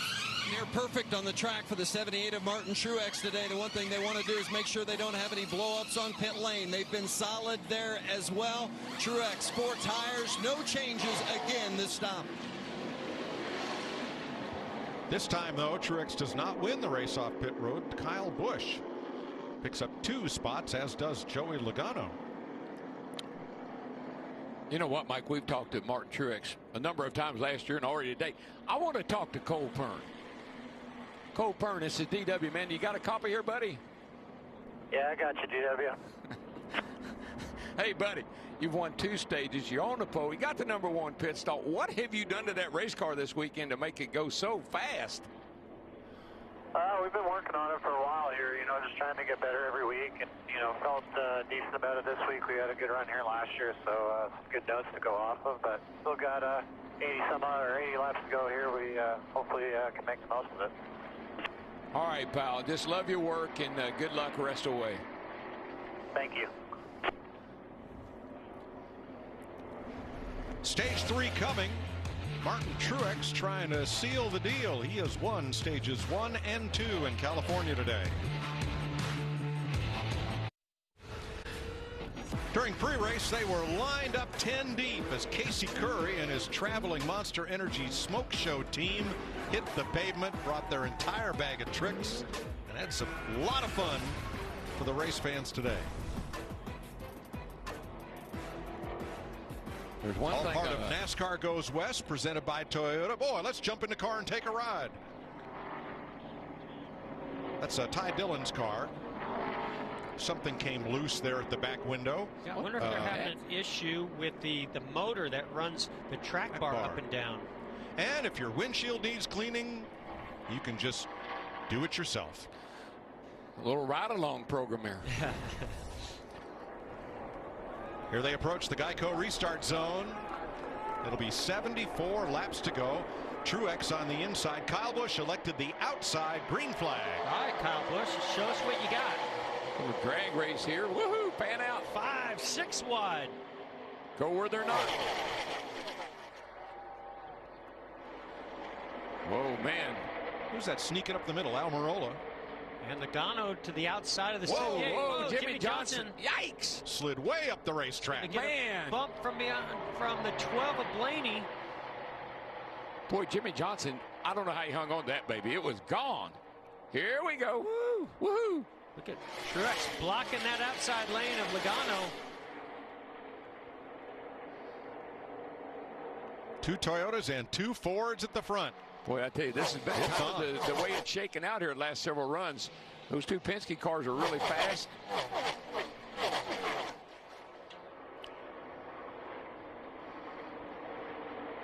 Looks like new around LA. This is a rush hour I don't want to be a part of. No, it looks like the 10 to me. The 10. Yeah, out here they call it and then the freeway number. Back the home, 15, we don't say the 77. We just swear about all of the lightning that's going on. It has other names. Oh, yes. The parking lot, usually. I think this is a crucial moment in the race for Kyle Busch because he has that clean air out front. He knows that his car's not quite as good as the 78, but if he can hold Martin Truex Jr. behind him for a few more laps, build those tire pressures up, he might be able to maintain this lead. I think Kyle Busch's aggravation and annoyance, it might just be again today because that 78 is pretty fast. It never stops his motivation. No, he keeps trying. Oh, issue the 38. Oh, David Reagan 2 laps ago got into the wall. May have a tire down here in turn 2. And caution's out. Yep, caution's out. All the way down. Oh yeah, debris coming from that tire. I think it says 1,000 bulbs on the side of that car. Correct. Is that tulip season or light bulbs? I'm beginning to wonder.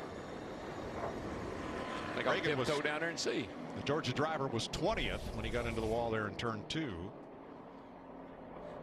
Makes a little contact with that outside wall. That's all it takes. That's all it takes. These fenders, the way these engineers and aerodynamicists run the fender well so tight around those tires, it can come in on the tire, cut the tire.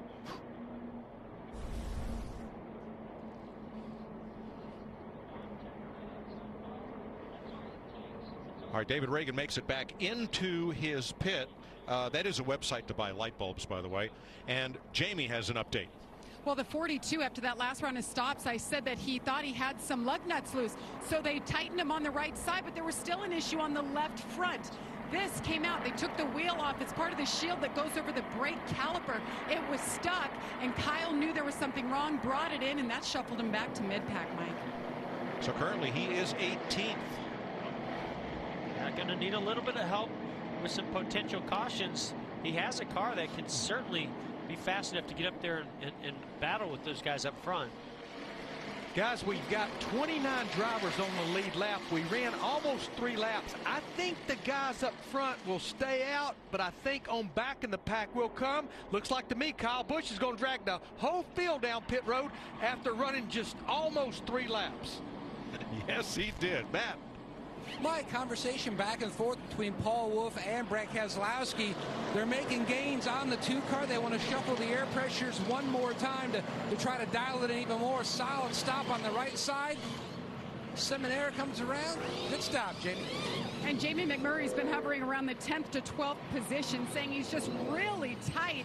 They're going to make an air pressure adjustment and a 4-tire stop, Vince. Well, for the 18 of Kyle Busch, they've just been trying to find some security with this car. It's just been too loose throughout much of the day today. Been working on it constantly, trying to get it better. Crew Chief Adam Stevens continuing to tweak on it. Another strong stop by the 18 crew. And they are out first, Vince, ahead of Joey Logano. And the 78 lost quite a few spots. And William Byron gambles with 2 tires and goes to the front. How about that? Worked last week. Monster Energy NASCAR Cup Series Racing Auto Club 400 is sponsored by Monster Energy, official sponsor of NASCAR. The 2018 Toyota Camry XSE leads the field out of turn 4. They will restart with Casey Kane, the race leader, who did not stop under this caution, and William Byron, who went from 13th to the lead by taking only 2 tires. Here we go. Tighten up those seatbelts, fellas. Yeah.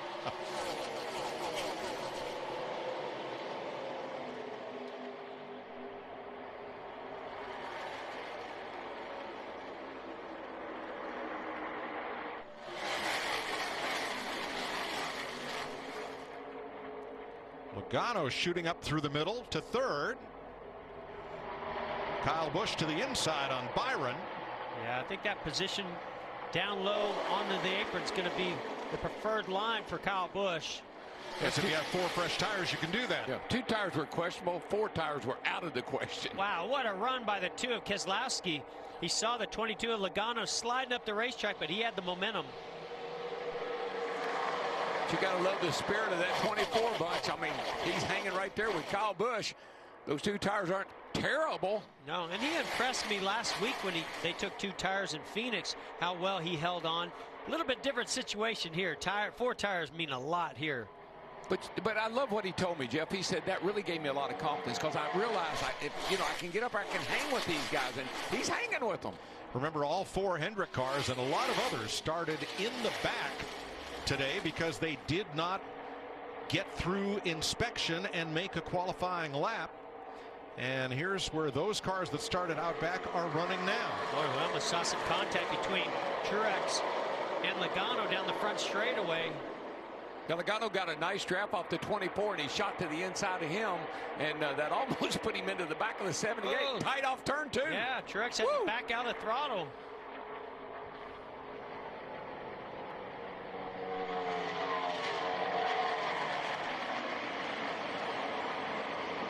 .66 laps to go to the checkered flag. Larry, how do you see this playing out if we get the long green flag run that we kind of expect here? Yeah, Mike, I think they'll split it right down the middle, just like we've been seeing the whole time. I think somewhere around 30 to 35 to go, that's when they'll make a green flag stop should we stay. But the biggest thing, Mike, if we start getting these cautions, is these guys only have 3 sets of Goodyear tires still laying in the pit. So if we get a break out of cautions, we could be cutting it close on sets of tires. Okay. William Byron on 2 tires, restarted 2nd, now 6th. Casey Kane on old tires has slid to 20th. Beautiful Sunday in Southern California. Turn up the stereo. Crank it up.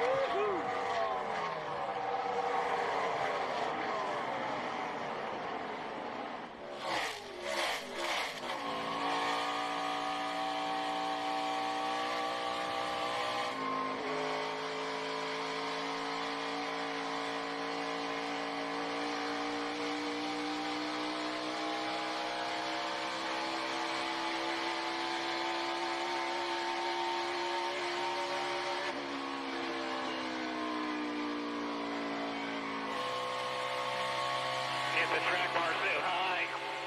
My exit's just really bad. I'm all the way up to 9-1.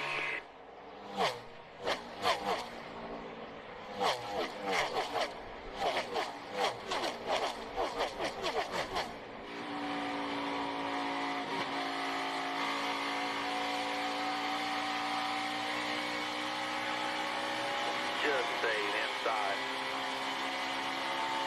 Just there enough to drag you back. Still down there.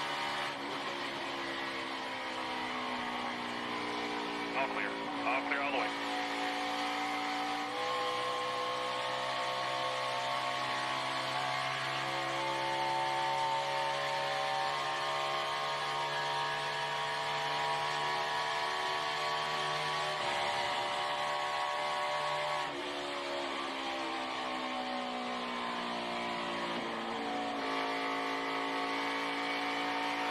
Outside.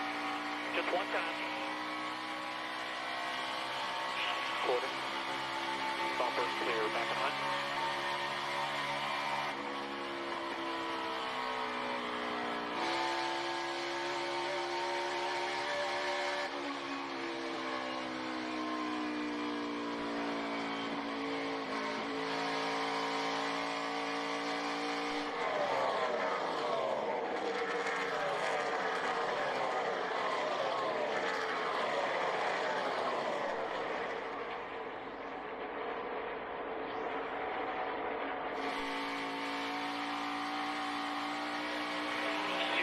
With the run here, still 1 back now, closing the half, big gap behind.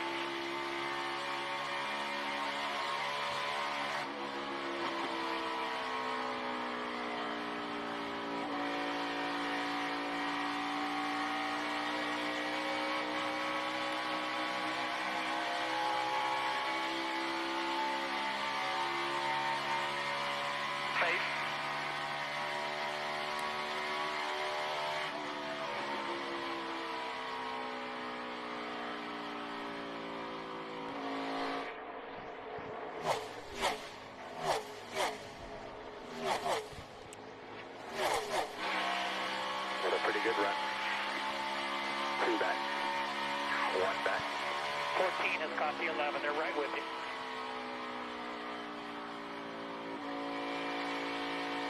3 back at the wall to 14. 11 2 on lengths the to the 41. Still there.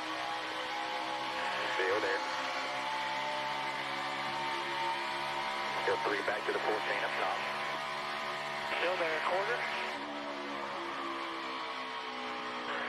Clear by 2. 14's working to your inside. At your bumper. Clear.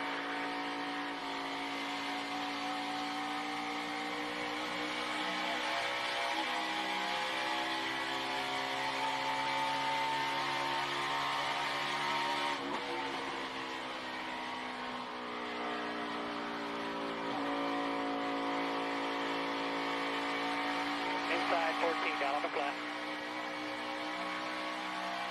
All clear, you got it. Nice work, man. T8. Good exits right here.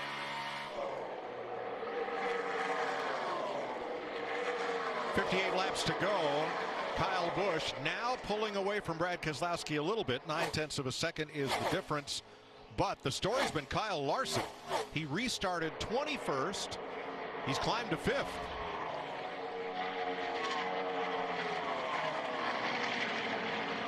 The master of the 2 miles, our last 4 races on tracks of this distance. Kyle Larson has shut everyone else out of victory lane.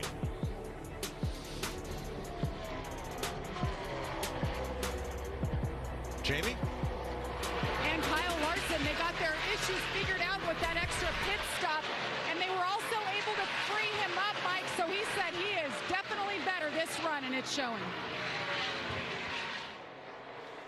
Yeah, you know, sometimes you have to make an extra stop or have some issues on pit road. Gives you that opportunity to say, okay, we've lost track position. Now let's go to work on the car and try to fix some of the issues. And you take that extra time.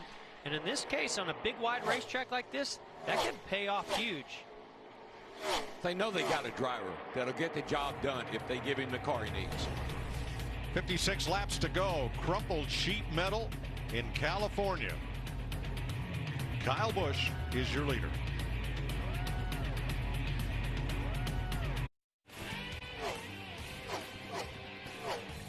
Welcome back to Southern California. 53 laps to go. Time for our Credit One Bank ones to watch. Well, I'm watching the guy that's won the last 4 2-mile racetracks, and that's Kyle Larson.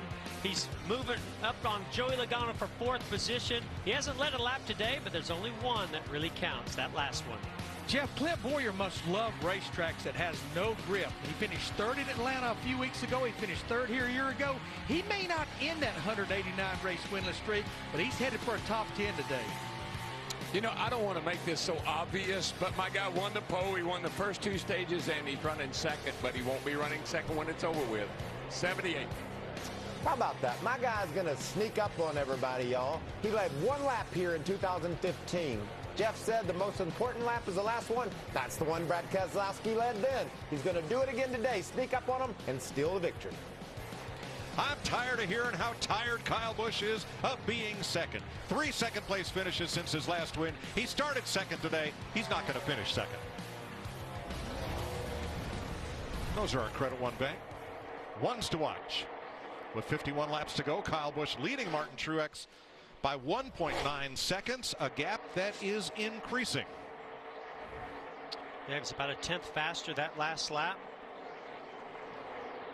It just goes to show you, when you have clean air and control of the start or the restart there, it can change the balance of your car. It can change how the air pressure builds in those tires, and we might see him be able to fine-tune that 18 car to keep it out front the rest of the way. I think the other thing, too, Mike, when you have a car as dominant as that 78 was in those first 2 stages, you're afraid to do very much to it. You might want to tweak it a little bit while everybody else is working to get as good or better than you are, and that's what Kyle Busch and that team has done. A little bit. Erik Jones been top 10 all day, 6th right now. But have we kind of downplayed the benefit of being out front and being in clean air? How much of an advantage is that? Well, it's huge, Mike. I tell you why. Watch the speedometer down into turn 1 down here that's on the outside of the racetrack. He's consistently 205. Everybody else about 202, 203. Little speed right there. Jimmie Johnson, 9th place. after not getting to qualify. Nice rebound there. Kurt Busch. And Paul Menard got the free car in the wall, turn 2.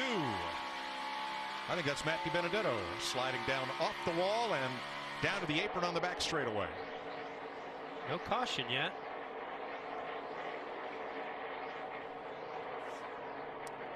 Race control looking over video and seeing if there's debris. Apparently not, as we stay green. Here's what happened to Matt. Oh, yeah, he's in the wall. Riding it pretty good right there. He was in 30th position.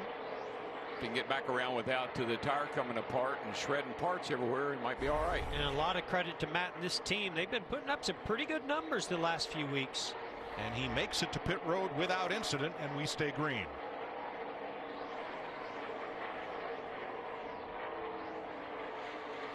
So Martin Truex trying to close that gap, Vince. Well, he is, and one of the issues is as he has tried to close that gap, he's run off the front tires. He said, I just don't have it in the front tires. I hurt them too much early on in the run, so it doesn't feel like he's got the tires for to chase down Kyle Busch. And it's about that clean air. Kyle has been complaining about his car throughout the day. Hasn't complained about it at all since he's been out front. Matt? Vince, a great save by Jimmy Johnson earlier on that restart. The car's been more on the free side much of the day. And here's recent conversation between driver and crew chief. You doing, bud? You all right? Yeah, that's all I got. You got more than that. Come on. That was a better lap, Rolls. Did you do something different? Bottom. Nope. Same thing. Well, you got to let, I mean, we've talked about communication between crew chief and driver and spotter, and we've heard Chad Knaus and Jimmy Johnson go at it at times, and I'm liking what I'm hearing out of them. They're not panicking. They're working really well together, and I think encouraging one another instead of maybe, some of the negative things we've heard in the past. Now compare that to Kyle Busch's voice early in the race when he hated his car. Yeah. When a driver hates his car and starts screaming about it that bad, to me that means one of two things. Either the car is really a load and it's awful, or I think I should be in a position to win, and why am I not? Well, now he is. Well, and that's what we've heard consistently out of Kyle Busch. As you mentioned, he doesn't like to finish anywhere other than first. And so his voice might get heightened and he might get excited on the radio, but it's just because he has those kinds of expectations. The only time he's happy is when he's standing down there in the victory circle with a trophy and a flag. Understand. Well, let's take a look at how the Coca-Cola family of drivers are faring. Kyle Larson, Joey Logano, top 5. Denny Hamlin, top 10. Austin Dillon, Daniel Suarez on the lead lap, as is Ryan Newman and Darrell Wallace Jr. And you talked about Chad and Jimmy, and I tell you, I've talked to Chad a lot, and every time I talk to him, I said, are you worried? Is everything all right? And he says, look at me, smiling. I'm not worried. Okay.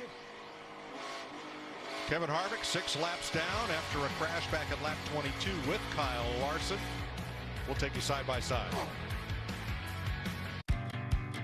More and more people have discovered something stronger, more dependable, longer lasting in a Chevy truck. And now you can too. See why Chevrolet is the most awarded and fastest growing brand the last 4 years overall. Current competitive owners can get a total value of over $11,000 on this Silverado All-Star when you finance with GM Financial. Find new roads at your local Chevy dealer. The three-pointer changed the game, and so does this. The new three-point rib bloom, only $12.99. Signature barbecue ribs and cheese fries on top of our bloomin' onion. Available for a limited time. Outback Steakhouse, Aussie rules. Section PU 402, row 41. Jimmy Johnson, the fastest gun in the West. Section 104, row 4. Blaney got his first win. Section 25, row 3. What a year for Bubba. Section O, row 25. Keselowski's going to win at Talladega. Section 156, row 4. Kurt Busch to the lead on the backstretch. Section 233, row 1. Martin Truex Jr. wins. You get a seat, but we doubt you'll ever use it. Grab your seats at NASCAR.com/tickets today. Best tailgate, brisket. No, real football y pollo asado. Hoops and wings. Dude, subs. Hot dogs. Chili dog. No, Dodger dog. It's gotta be crawfish. Now you talk burgers. 7-layer dip. Ribs. No contest. Hummus. What? You need a hot grill. And an ice-cold Coke. Of course. Football and Coke. Come on. It's got to be Coke. Game day. Race day. Calls for Coke. You know it. Grab yourself a Coke. It's Tailgating 101. Go. Yes. Nice play. Still buffering. Too. What happened? Hey, Joy. You should let your new pals know that according to a leading independent study, the most awarded network is now best in streaming. I think you just did. You both can get a much better view of the game on the iPhone on Verizon Unlimited. Thanks. Hey, Thomas. When's your flight? Someone stole my watch. Hey. Switch to the best unlimited on the most awarded network, Verizon. And now, for a limited time, get up to 50% off the latest iPhones. You think you got the brass? Start your engines. It's time to race. This next song is all about my $20 fill-up. 8 pieces of Kentucky Fried Chicken, all the fixings, and it'll feed your family of 4. Hit it, boys. A 1 and a 2, and we're out of time. It's finger licking good. Woo! 41 laps to go. The battle for the lead is enjoined Kyle Busch and Martin Truex Jr. The pit window open for William Byron, but remember, he only got 2 tires on his last stop. Truex keeps nibbling away at the bottom, trying to wrest the lead from Kyle Busch. 18's better in 1 and 2 down there. He got that high line, but in 3 and 4, where Truex can get to that apron on the bottom, he's a little better in 3 and 4. It kind of backs him forward. And also, we saw Kyle Busch almost lose the back end off of turn 2 a few laps ago. Lost 6/10 just in 1 lap. And ever since then, Martin Truex Jr. has been pouncing. So now Jimmy Johnson's on pit road. So is Kurt Busch, Alex Bowman, Almirola, Dillon, McMurray, and more. But for the lead, neither one is willing to give. There he clears him. Was able to side draft the left rear quarter panel and drag that 18 car back and clear Kyle Busch as he gets into turn 1. Daniel Suarez too fast entering. Now, if they stay out a couple of more laps, that may provide an opportunity for some of these drivers pitting early. Let's see, if I'm the 18, Larry, I'd love to hear. That was so, I'm sorry. If I'm the 18, I want to come before now. the 78 Yes. car. I want to get a lap on him, for sure follow him down pit road. First 5 drivers have not stopped. Truex, Busch, Keselowski, Larson, and Hamlin. Neither is Cole, Witter, Ross, Chastain. Everybody else has made that stop now. Yeah, I'm with Larry. I think if I can get in a lap before the 78, make some adjustments, get that clean air again, I might have a shot. I guess the only reason not to stop is you don't want to run maybe 37 laps on this next set of tires. If he runs a lap further than the 78, he will not win this race. What if they all come in together? And you know what? That's exactly what he's going to do. He's going to follow him down pit road right there. He had to do that. I think he heard you, Larry. And maybe this will put a little pressure on these pit crews. It might be a race off a pit road. Yeah. Now, last time a 78 stop wasn't stellar, so we'll see what they do this time. Well, this could be the race right here because Truex, Kyle Busch, Keselowski, and Larson are all on pit road right now.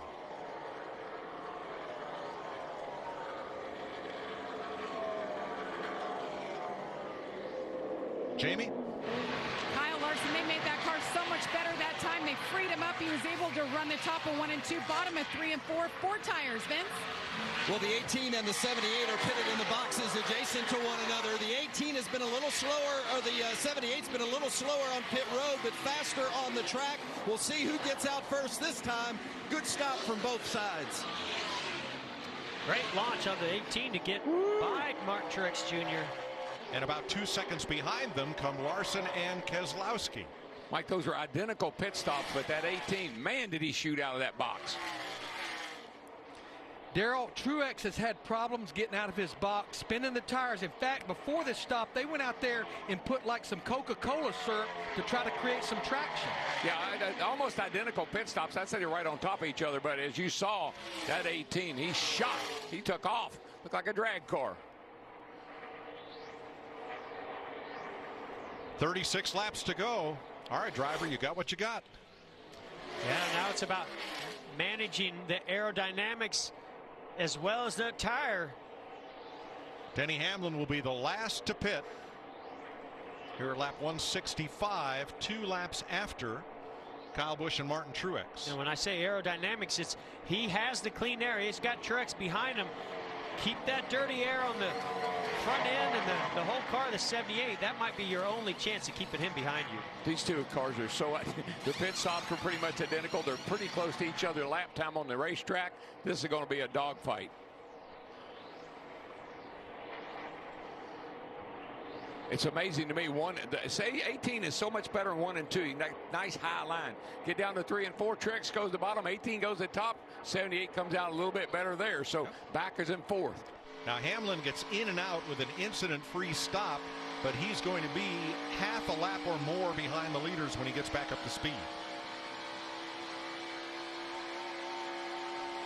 Pretty good day for Toyota. Here are their top performers for this afternoon. Kyle Busch leading, Martin Truex in 2nd, Eric Jones in 6th, Denny Hamlin just exiting the pits.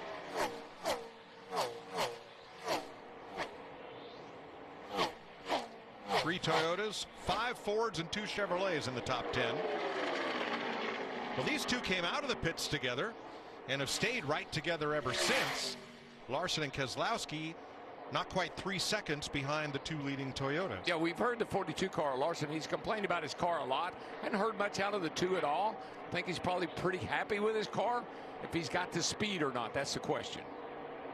I'm very impressed with Brad Keselowski's performance all weekend long. They have really had to work on that 2 car to get the performance to where it is now. He was saying earlier he likes his car. It's got good balance. Might be lacking a little speed to those Toyotas up front, but putting together a great race. Yeah, Keselowski, he's the first of the Blue Ovals. He's running 4th, and his teammate Logano running 5th. So the 2 Penske cars pretty competitive today. In traffic, here comes Martin to the bottom. And I just wonder if the 34, Michael McDowell, may have held up the 18 of Kyle Busch just enough. Kyle's going to fight back on the outside. Runs that lower groove. That's going to work. It's going to come out side by side here. When you come off on the bottom, you need the whole racetrack to be able to go all the way up to the wall. When there's somebody there in your way, it just breaks a little bit of your speed. For how long, I think is the question. How long can you keep Martin Truex Jr. behind you? Look how Martin runs an even lower line. Get that clean air. Gains a little momentum. Right here at 18, this is the same spot. He almost lost it the last time. Boy, it doesn't take much. Just that bobble, just that little wee bit. Vince. Well, in the 18 of Kyle Busch, they had a quick pit stop. You guys noted getting out ahead of the 78. But when they made a chassis adjustment during that stop, they went the wrong direction. So they've had to tell Kyle to adjust the track bar in his car to help with the change because they went the wrong way on the wedge adjustment. I just don't believe I'd want to be the guy that told Kyle Busch we went the wrong way. I don't think I'd want to be that guy. I don't know if I'd want to tell him at all. I might just let that one go. Martin Truex Jr. back to the lead. We're going to go side by side with 31 laps to go. So Dave here is taking the family up to the lake for the weekend, but without the white knuckles this time. Because his new 2018 Ford F-150 has Bliss with trailer coverage. It's Brainiac smart. Not only does it watch your F-150's blind spots, it's got your trailer covered too. Just another reason why Ford F-Series is America's best-selling truck for 41 straight years. This is the new 2018 Ford F-150. It doesn't just raise the bar, pal. It is the bar. I'm a big newsmaker. Watch me go. I'm a big rule breaker. Let it go. I'll see you at the top, and I'm never gonna stop. Yeah, I'm one of a kind. Gonna walk my own line.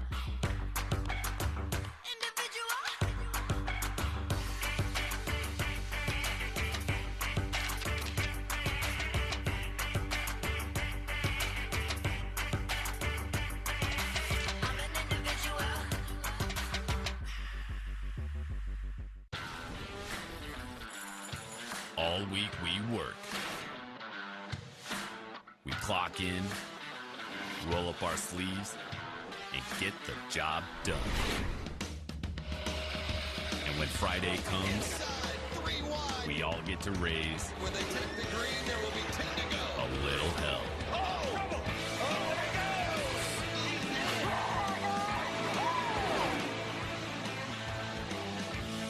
Ready?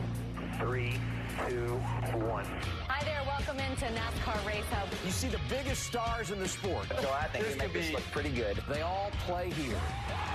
Fun, Fast, fresh, and always entertaining. Gonna be a good one. NASCAR Race Hub, weeknight, 6 p.m. Eastern on FS1. With the press of a button, you can order 2 medium, 2-topping pizzas for $5.99 each with the new Pie Tops. And when your pizza arrives, you can even pause the game with the new Pie Tops. Who called timeout? Get 2 medium, 2-topping pizzas just $5.99 each because no one out-pizzas the Hut. You think you got the brass? Start your engines. It's time to race.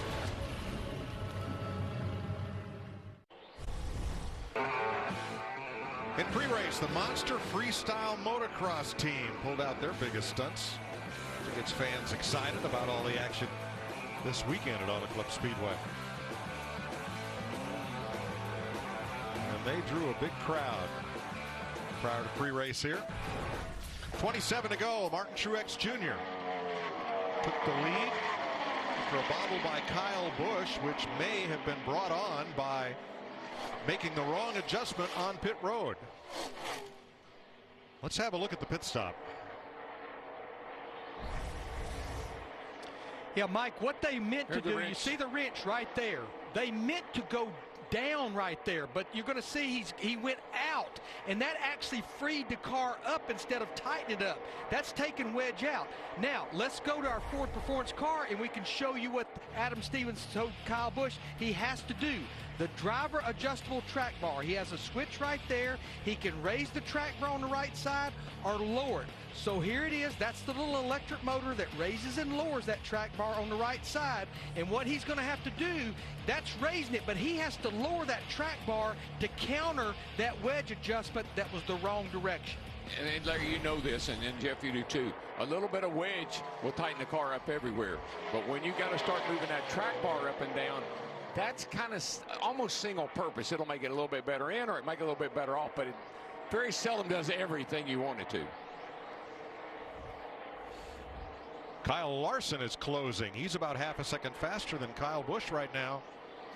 What a rebound for Larson. He's dirt tracking it, rim riding. That boy's had an exciting day, I must say. Jamie.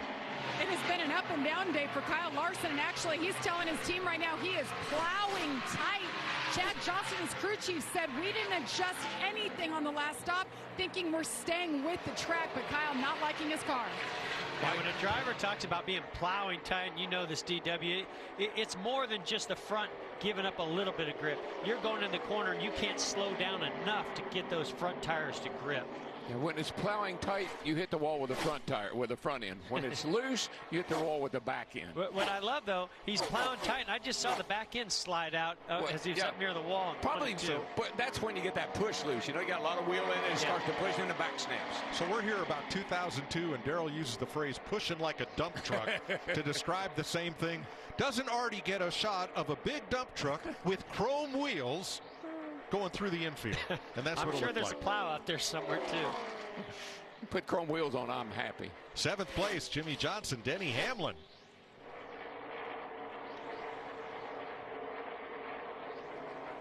They both started out back, not having qualified for this race, as did Clint Boyer, who is 9th. And Ryan Blaney, who's been up against the wall, on the way back up, and Vince into the top 10.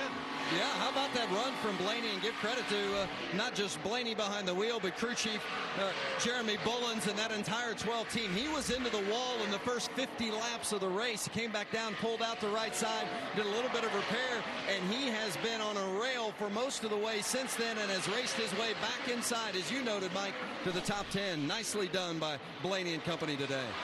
10th place and holding pace with the leaders. Mike, we got 22 laps to go. I think, Larry, help me out here, buddy. What's the trend for a overtime finish here or a late caution? Well, the average of the last caution, that's why I've not done it, DW. We got a ways to go. Normally at lap 198 with 2 laps to go, and you talked about it in the pre-race earlier today, our last 4 races here, every one of them overtime. The final green flag stretch here in each of the last 8 races has been less than 10 laps. So get ready for a shootout, boys. Yeah, well, my name ain't Bernie, but I can figure that one out. Just saying. Boy, Kyle Busch must be just going crazy inside there right now. And you could actually see that pit crew member hesitate. He started to turn the wrench the right way and then went the other way. And we already saw the car. The 18 car was a little bit loose off of turn 2. I think he's really struggling with it now. You don't think he was doing that righty-tighty, lefty thing, do you? To himself? Well, hey, to credit to those pit crew guys, they got a lot going on pit road this year. They're carrying tires. They're jacking the car, changing the tire, trying to put wedge or take wedge out. Yep, got to multitask. They're on a crew now. Vince?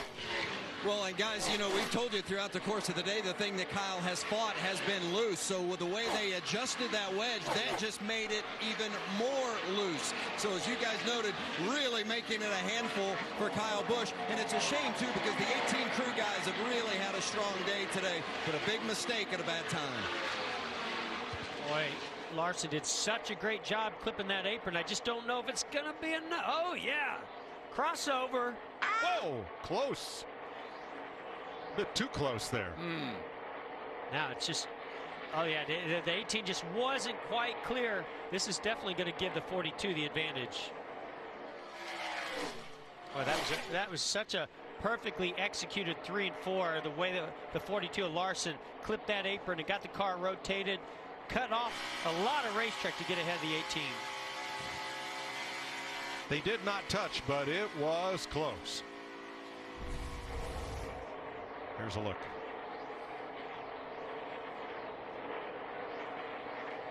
You see, that was almost the exact opposite situation what we saw with Harvick and Larson earlier, where Larson wanted to sort of block that run that was coming from the 18, see if he couldn't slow his momentum down.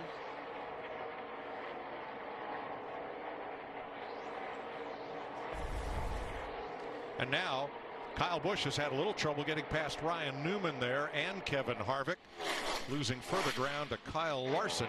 Here's the 18 radio. I don't even know what the hell we're doing or what the hell's going on or what we're going to do next because it's been the same all day. We haven't made any ground on it.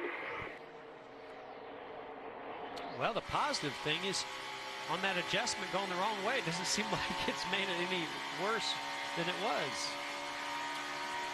Well, Kevin Harvick came in here as the prohibitive favorite to win 4 in a row, and on lap 22 came off the corner, came down on Kyle Larson. They got together and Harvick ended up in the wall. They have worked all day on that car. He just made another pit stop, which took him from 6 to 9 laps down, but they are going to finish this out. Here's a look at what happened back at lap 22. Yeah, I think when Kevin sees this, he'll ask himself, not sure what I was doing there. Yeah, and they had been battling lap after lap. And I really think Kevin Harvick felt like his stiffest competition today was going to be Kyle Larson. And he really did not want Larson to get that position on him. And I just wonder if he could have given up that position, if he would have, obviously that wouldn't have happened. But I think he still had a good enough race car. He'd be right in this thing right now. Well, he's been fun to watch for these 4 weeks. In 2017, Martin Truex was the only driver to win both stages and the race. When I gave that stat earlier, I left out the in 2017. I think Harvick did it this year at Vegas. Won both stages and the race. But in the last 5 races here, the final lead change has happened in the last 6 laps, including 3 times on the very last lap. We're getting close. Yeah, we're getting close. That, of course, due to cautions. Yeah, we know you're going to have to come in, get 4 tires, and it's going to be a shootout if that caution does come out. Well, I think we saw yesterday. I think Joey Logano came in, got tires when nobody else did. He restarted like maybe 18th or 20th, and in 3 laps, he was leading the race. Yep.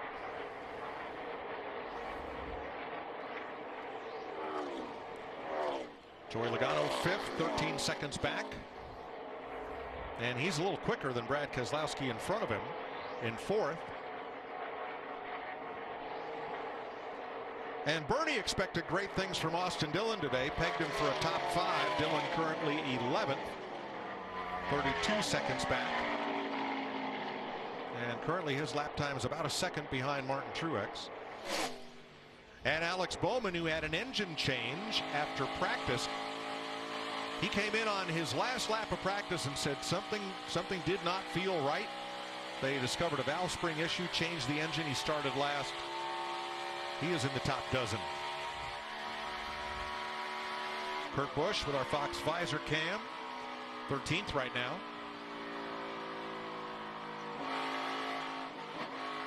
You know, Mike, this for the leader of the race, this is the most tense part of the race. You're coming down here, the race is drawing to an end, and they know what we know. They know this race has been decided in the last 6 laps a number of times. They know we've gone into overtime a number of times here. Nervous times for the leader. Vince? Well, and guys, Cole Pearn came on the radio and told Martin Truex, if we go to the end under green, this will be the longest green flag run of the day. So beware of that in regards to how you can take care of your tires. Jamie? And Chase Elliott in the 9 started 31st today, and he worked his way up to the top 10, and it didn't take him very long to do it. But for most of this race, he said his car has just felt like it's on edge, and he can't figure it out. They've made adjustments. They've made pit stops with no adjustments, and it hasn't seemed to make a difference right now. Chase Elliott, who already has 2 top 10s this year, back in 16. First car 1 lap down is Elliott. His teammate William Byron is the last car on the lead lap. Remember, he got up to the front row on the restart with a 2-tire change, but then had to come in earlier for his green flag stop. 12 laps to go. Only 1 car out of the race. Trevor Bayne hit the wall at lap 109 and went to the garage. Mike, William Byron's crew chief, Darian Grubb. You folks may remember Darian Grubb. He was Tony Stewart's crew chief when Tony won the championship a few years ago. So very experienced, very smart guy. This little team's getting a little bit better every week. Here's the 8th place race. Jimmy Johnson, Ryan Blaney. Really impressive, Ryan Blaney. He saved the car, really. I mean, he almost had it in the wall earlier today. Had some damage, got a lap down. And the Penske team, they really struggled in Phoenix. We talked about it in our pre-race, about a bit of a hangover from that race, but they're definitely rebounding today. Yeah, they got 3 cars in the top 10, the Penske cars, the Fords. That's pretty good showing for those guys. 4th, 5th, and 8th. Chris Buescher had a lot of smoke coming down pit road. Not sure if he locked a breakup coming in or something more dire with 10 laps to go. Lockup.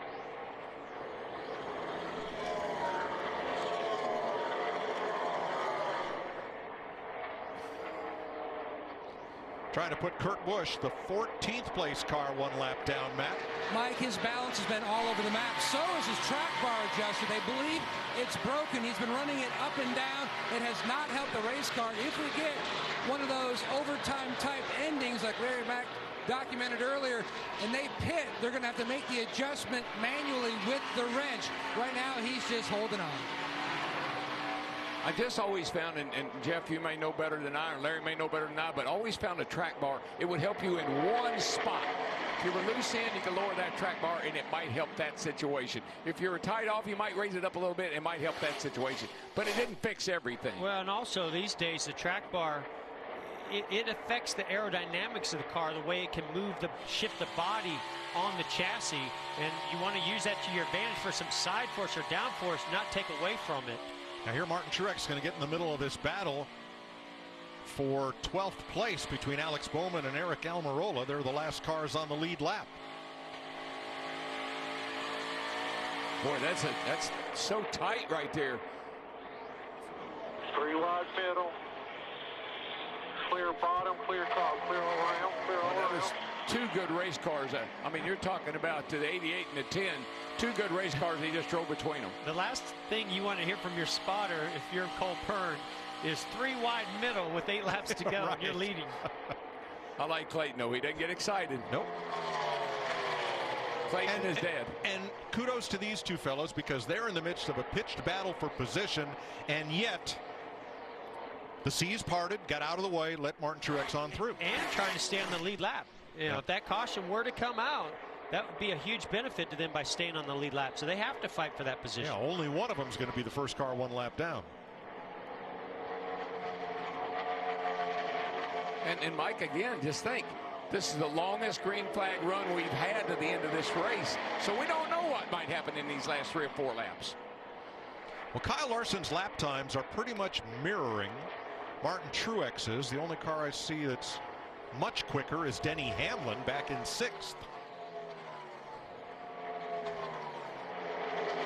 Kyle Busch has slid back to 8.5 back of the lead, but he is gaining a little bit on Larson right now. Yeah, I've seen Larson's moving all over the racetrack trying to find some speed. I think he used up a lot of those tires trying to pass the 18, run down the 18 and then pass the 18 of Kyle Busch. Larson's not been happy with that car all day. They worked on it, adjusted on it. And he's stuck in traffic. That could be money for Kyle Busch. If Larson has trouble, now he gets clear of Stenhouse and Jamie McMurray. 22 car, Joey Logano had a really good day. His teammate up there, Keselowski, both those cars, they're running 4th and 5th. Nice run for both those guys. As you said, nice rebound for Phoenix. Hey, Joey was missing a tooth in that poster. Maybe he'll find it today.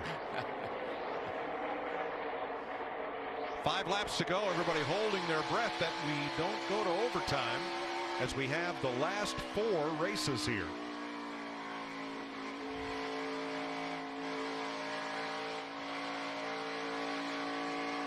I know I'm holding my breath. I'm thinking the same thing. Oh my gosh. I'm looking at all both, 1 and 2, 3 and 4. Everything good? Well, last year, Martin Truex lost this race on strategy. He was one of 3 cars that stayed out on the caution with 7 to go and finished 4th. We get a caution late in the race this race and somebody stays out, I'm going to go down there and knock them off the pit box. We'll send Artie down there. He can be the car chief.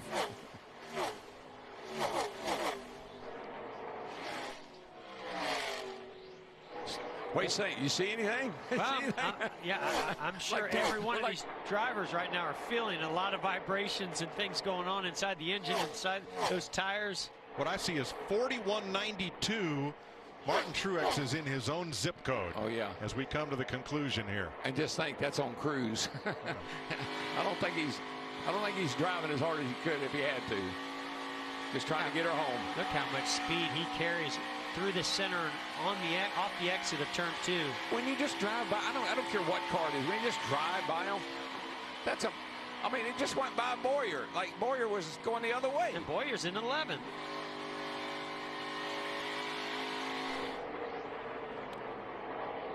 That car is so good on the long run. Remember that Coke 600 a few years ago when Martin stopped the field? Oh, my gosh. I never saw a dominance like that. You are today. And he's led about the whole race. And I just can't help but wonder what would have happened if that incident between Harvick and Larson had not happened. I just don't think anybody had, the way this 78 is run in this race, they just didn't have anything for him today. Maybe not, but if anybody did.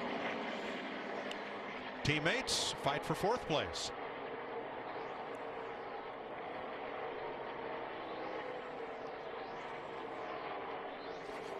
White flag in the air, 1 lap to go, sponsored by Credit One Bank. It's one of those laps I'd like to ride with him. Wait a minute, I've seen you ride with some drivers over the years. It didn't go so well. No, you're exactly. What am I thinking? Lost my mind again. But that car sure has looked mighty good all day long. Martin Truex has lapped all but the next 9 cars. Going to be a great battle for 4th at the finish. Denny Hamlin comes in to spoil the Penske party. And off turn 4, The headlines will read, Jersey boy goes California dreaming. Martin Truex Jr. wins the Auto Club 400.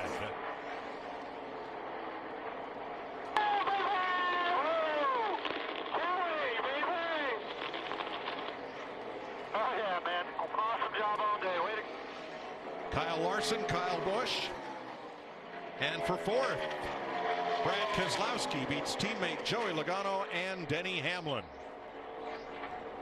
Sometime later today, Eric Jones will finish 7th, Ryan Blaney 8th, Jimmy Johnson 9th, Austin Dillon 10th, and that's all the cars on the lead lap today. As Martin Truex Jr. put on a show. That was a long green flag run. There's Barney Visser, his car owner. Barney's here this week. Good to see him. Feeling good. This is the first time he's seen that car go to Victory Lane in person in a long time. And man, I mean, Barney's given so much to this sport, invested so much in this sport. It's so good to see him have success. Had some health issues late last year. Couldn't go to the final races. Couldn't see Martin win the championship at Homestead or go to the banquet. But they're in celebration mode today.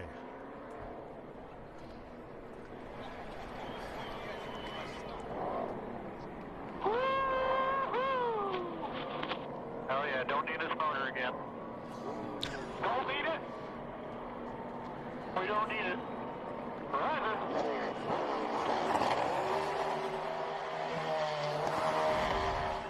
Martin Truex Jr. taking home the checkered flag.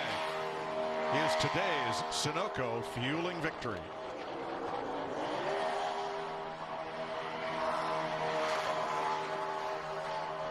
Good thing he's not going to need that. The worst thing you can tell a driver, we don't need that motor again. Well, with NASCAR's new sealed engine rules, some of these engines they have to use on another weekend. But this engine has gone to the end of its life cycle. If not at the checkered flag, probably right now. No, it's going to the junkyard now. Wow, he's sat in his own smoke show there. Look at all that rubber around behind the car back there from the tires. Golly. Give me that flag. Capture that flag. TRD does their engines. They're down in Costa Mesa. Toyota's longtime headquarters was here in Orange County.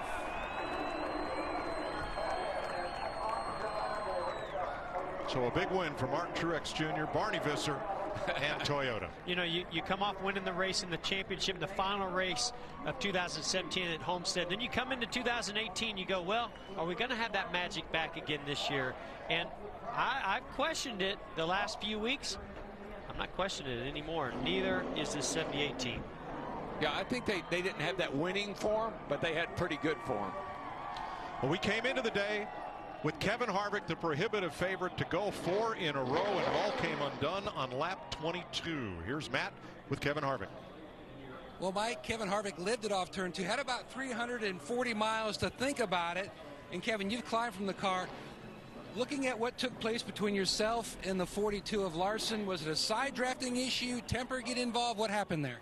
I went down the side draft, and he was coming up, and we touched, and it just knocked the thing to the right and just spun out. I mean, I don't know that that's his fault. I think that's my fault for, you know, coming down the racetrack right there and trying to side draft, and then as we touched right there, it just came back up the racetrack. So, just trying to get a little too much right there. I knew the stage was coming in. Just got to thank all my guys. They did a great job on our Busch Beer Ford, and just my fault back there. All right, thanks, Kevin. Vince? Well, and the other party involved in that incident and that contact was Kyle Larson, who ended up bringing it home second. But certainly that's the big question. You heard Kevin say he took the blame for it. But how surprised were you that the two of you made contact in that situation? Well, we were racing really hard. I was better than him in 3 and 4. He was better than me in 1 and 2. And I'd side draft him down the front stretch. He'd side draft me down the back stretch. And I don't know if he was just coming down to side draft me or what, but we made contact, and it spun his car to the right. So you never want to make contact with anybody. But, you know, all in all, it was a good day for our DC Solar Chevy team. We had a lot of weird issues, you know, vibrations and stuff that, you know, different stuff that happened where we had to, you know, restart the back and drive back forward. It seemed like we could always get to kind of 3rd or 4th and kind of stall out there. But still, you know, really good day. 78 was really good. I think the 4 was probably he didn't get to race a whole lot, but he's probably the best car again. So we're right there. We just got to continue to work hard. But hats off to everybody at our race shop. They've done a good job with our new Camaros of getting us up to speed quickly. So having fun. We'd like to be one spot better, though. Kyle Larson, runner-up, Mike. Thanks, Vince. Aerial coverage provided by Goodyear, superior performing tires to face challenging conditions on the track and on the road. Goodyear, the official tire of NASCAR. Climbing out after his 16th career win in Goodyear Victory Lane, here's Jamie. Woo! The smoke and the confetti, the Gatorade. He gets his first stage wins of the year, your first win. How were you able to hold off the 18? You guys had such an intense battle for most of this race. Just fighting hard, and just quit, never gave up on it. I knew we had a really good race car after honestly the first adjustment of the race, and then came alive. And from there it was just about managing my tires and being smart. We had a little trouble getting beat out of the pits, and that was tough. And then one run we fell back to fifth and had to work our way back up. And I really just had to take care of my front tires. And once we get some clean air, man, this thing was unbelievable. So just got to thank Cole and Barney and everybody at back in Denver. I was out of TRD this week. They gave me this hat. It must be good luck.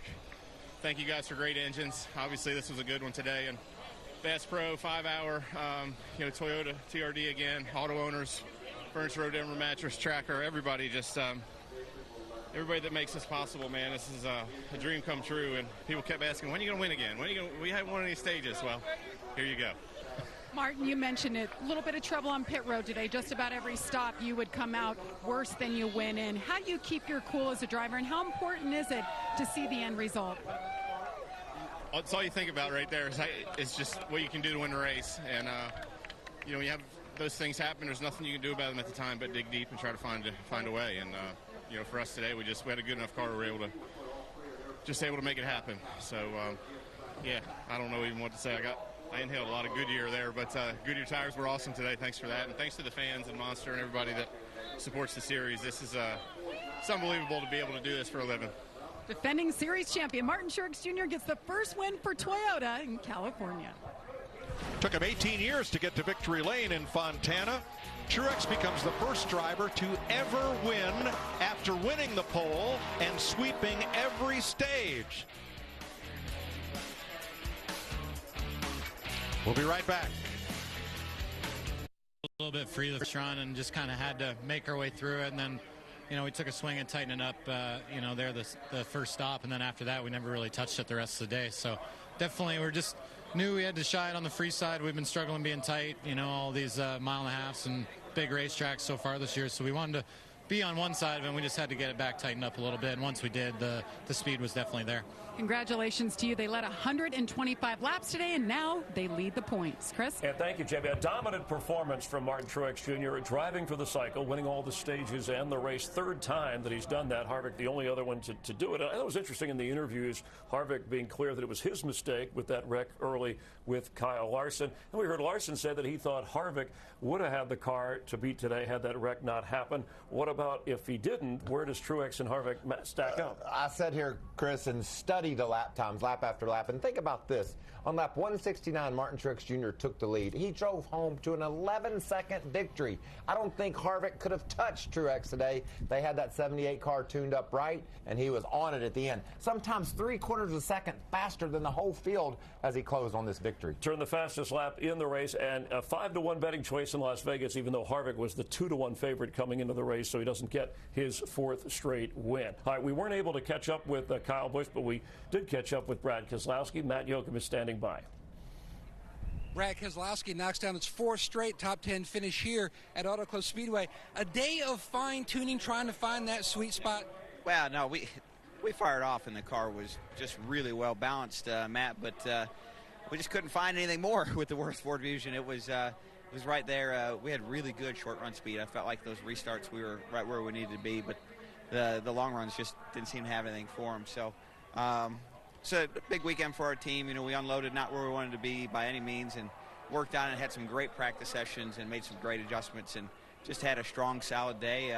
We just feel like we ran to our potential. We got to get a little more potential, build a little faster cars and so forth, but the team did a great job trimming it out, and pit stops were great. So that's something to build off of. Keselowski, fourth here at Auto Club. Best finish for Ford today. And Brad did a great job in the broadcast booth on the Xfinity race on FS1 yesterday with you guys. So how about Kyle Busch frustration as he gets his third straight top 3 finish? He led the second most laps. A little bit of adjustment. You could hear on the radio how frustrated he was because he thought he had a fast car. Yeah, and the adjustment went the wrong way, and then his day went the wrong way. He just faded at the end of the race and lost second. But if it's any consolation to Kyle Busch, you're not going to beat Martin Truex today. He just had the car it was going to take to win the race. And I know the frustration when you're so close. He's been close all year long with a couple of second-place finishes. I understand his frustration. Starting on the front row with Truex, that all-Toyota front row, and a pretty good Ford finish. Logano wound up 5th. Let's check in with him. Great day by Team Penske all around. 3 cars in the top 10. But I think when you look at this day and you walk away, your pit crew on pit road, they were stellar. Unbelievable. Pit crew is incredible today. Every time we came out pit road, we gained spots, and they kept us in the hunt. And we had a really good Auto Club Fusion as well, just not quite fast enough. Maybe we could have finished third-ish. If we had a good run there at the end. We just made one adjustment the car didn't like so much, and it kind of set us back a little bit, and then we never got a caution, so we weren't really able to recover from it. But I'd love to win in the Auto Club car at the Auto Club Speedway. That would be so cool, and be able to sweep the weekend. But overall, a solid weekend from the Xfinity race to what we got right now. Win on Saturday, 5th place on Sunday. So 5 races of the 36 that will ultimately decide the championship. And Harvick looked like he was well on his way. The defending champ now gets into the NASCAR playoff. Austin Dillon, your Daytona 500 winner. Dominant performance from Truex, but it still seems like Harvick was way out in front of this. You know what's crazy? Harvick wins 3 in a row, and he deserves all the credit in the world. A great job he did. But for some reason, when Martin Truex wins, it's about the team, and it's about Cole Pearn, that whole group. And I love that. Everybody deserves credit. But I just think Martin's a little bit, even though his dominating performance in the championship last year, he's a little bit underrated. And we asked the question before about Jimmie Johnson. Would his streak of not being in the top 10 continue, or would Harvick's win continue? Well, Harvick, obviously, that came to a crashing halt. But inside the top 10, a 9th place finish for Jimmie Johnson. You saw where he was in the standings, and Matt Yoakum caught up with the driver of the 48 moments ago. Solid performance by Jimmie Johnson and the entire 48 team. Top 10, this is what you guys have been looking to build on. Yeah, each week we've been getting a little bit better, and it's been we're definitely not happy with where we are right now, but to see the improvements, we've been seeing it internally, and making the cars drive better and better and get more competitive. So a strong day for the Lotus Pro Chevy. Definitely not where we want to be, but we're getting closer every week. What stood out to you most about the trends of the race? Typical Auto Club Speedway, or a little bit different this time with the left side tire? It just seemed like we had more durability with that left side tire on lower tire pressures. I don't believe we had any issues relative to that, and that's something we're always very scared of here, especially on green flag stops when those tire pressures are low. So we didn't have that today, but my guys had great pit stops. Chad called a great race, and we had a good solid day, so we'll take it. 9th place for Jimmie Johnson. Still, the last driver to win 4 consecutive races, Jimmie Johnson, back in 2007. So as we bring in the guys upstairs, Michael, in the last, 65 races, nobody has won more races than Martin Truex Jr., 13 during that time, and out defending his title. Remember, he did it in the Xfinity Series, won back-to-back championships. So at least he put his name in the hat to keep an eye on again for a repeat performance. Well, he put it in overdrive. Only 10 cars on the lead lap. When you win by 11 seconds, second largest margin of victory ever at this racetrack. Wow. Well, I was a little concerned when they dropped the green flag because he went backwards, meaning Martin Truex Jr. And then you heard Cole Pearn and Martin Truex Jr. talked about being a little bit loose. Great adjustments, and after that, no more adjustments, and that car was on rails all day long. So back to what the form is that we've seen with those guys in the past. Mike, they're just in the room big enough to do what he did today. He started from the pole, he won all 3 stages, and he won the race going away. That is a dominant performance. I haven't seen anything like that since we saw Charlotte, when he did it over Charlotte. He's never won on a short track in the Cup Series, and that's where we head next, Martinsville. Here's Vince with Eric Jones. Yeah, another one of the Toyotas in the top 10, finished 7th today, or 3rd straight top 10 this season. How was it throughout the course of the day for you guys, though? Well, it was sometimes a battle. I think we had a decent car and had decent speed all weekend, but just too loose off in the race. The Sirius XM Camry started off kind of like that and ran like that for most of the day. So just weren't able to quite figure that out and get that balance between center and exit tied down to be as fast as we wanted to be. But, did a good job taking what we had and getting the finish we wanted. So mistake-free day and another top 10, and it's a good way to keep building. Absolutely. Well done. Martin Truex Jr. sounded grateful in victory lane to get to do what he likes to do. And back in victory lane, the defending champ, first win of this year, puts the sticker on, and we'll have more live from Southern California. You're watching NASCAR on Fox. Coming up over on FS1, the Gator Nationals, and earlier today, second round, funny car eliminations. Robert Hight in the near lane, Matt Hagan, far lane, major explosion, drivers okay. Hagan gets the win. You'll be able to see all of this unfold from Gainesville at the top of the hour over on FS1 NHRA Gator Nationals. Woo, amazing.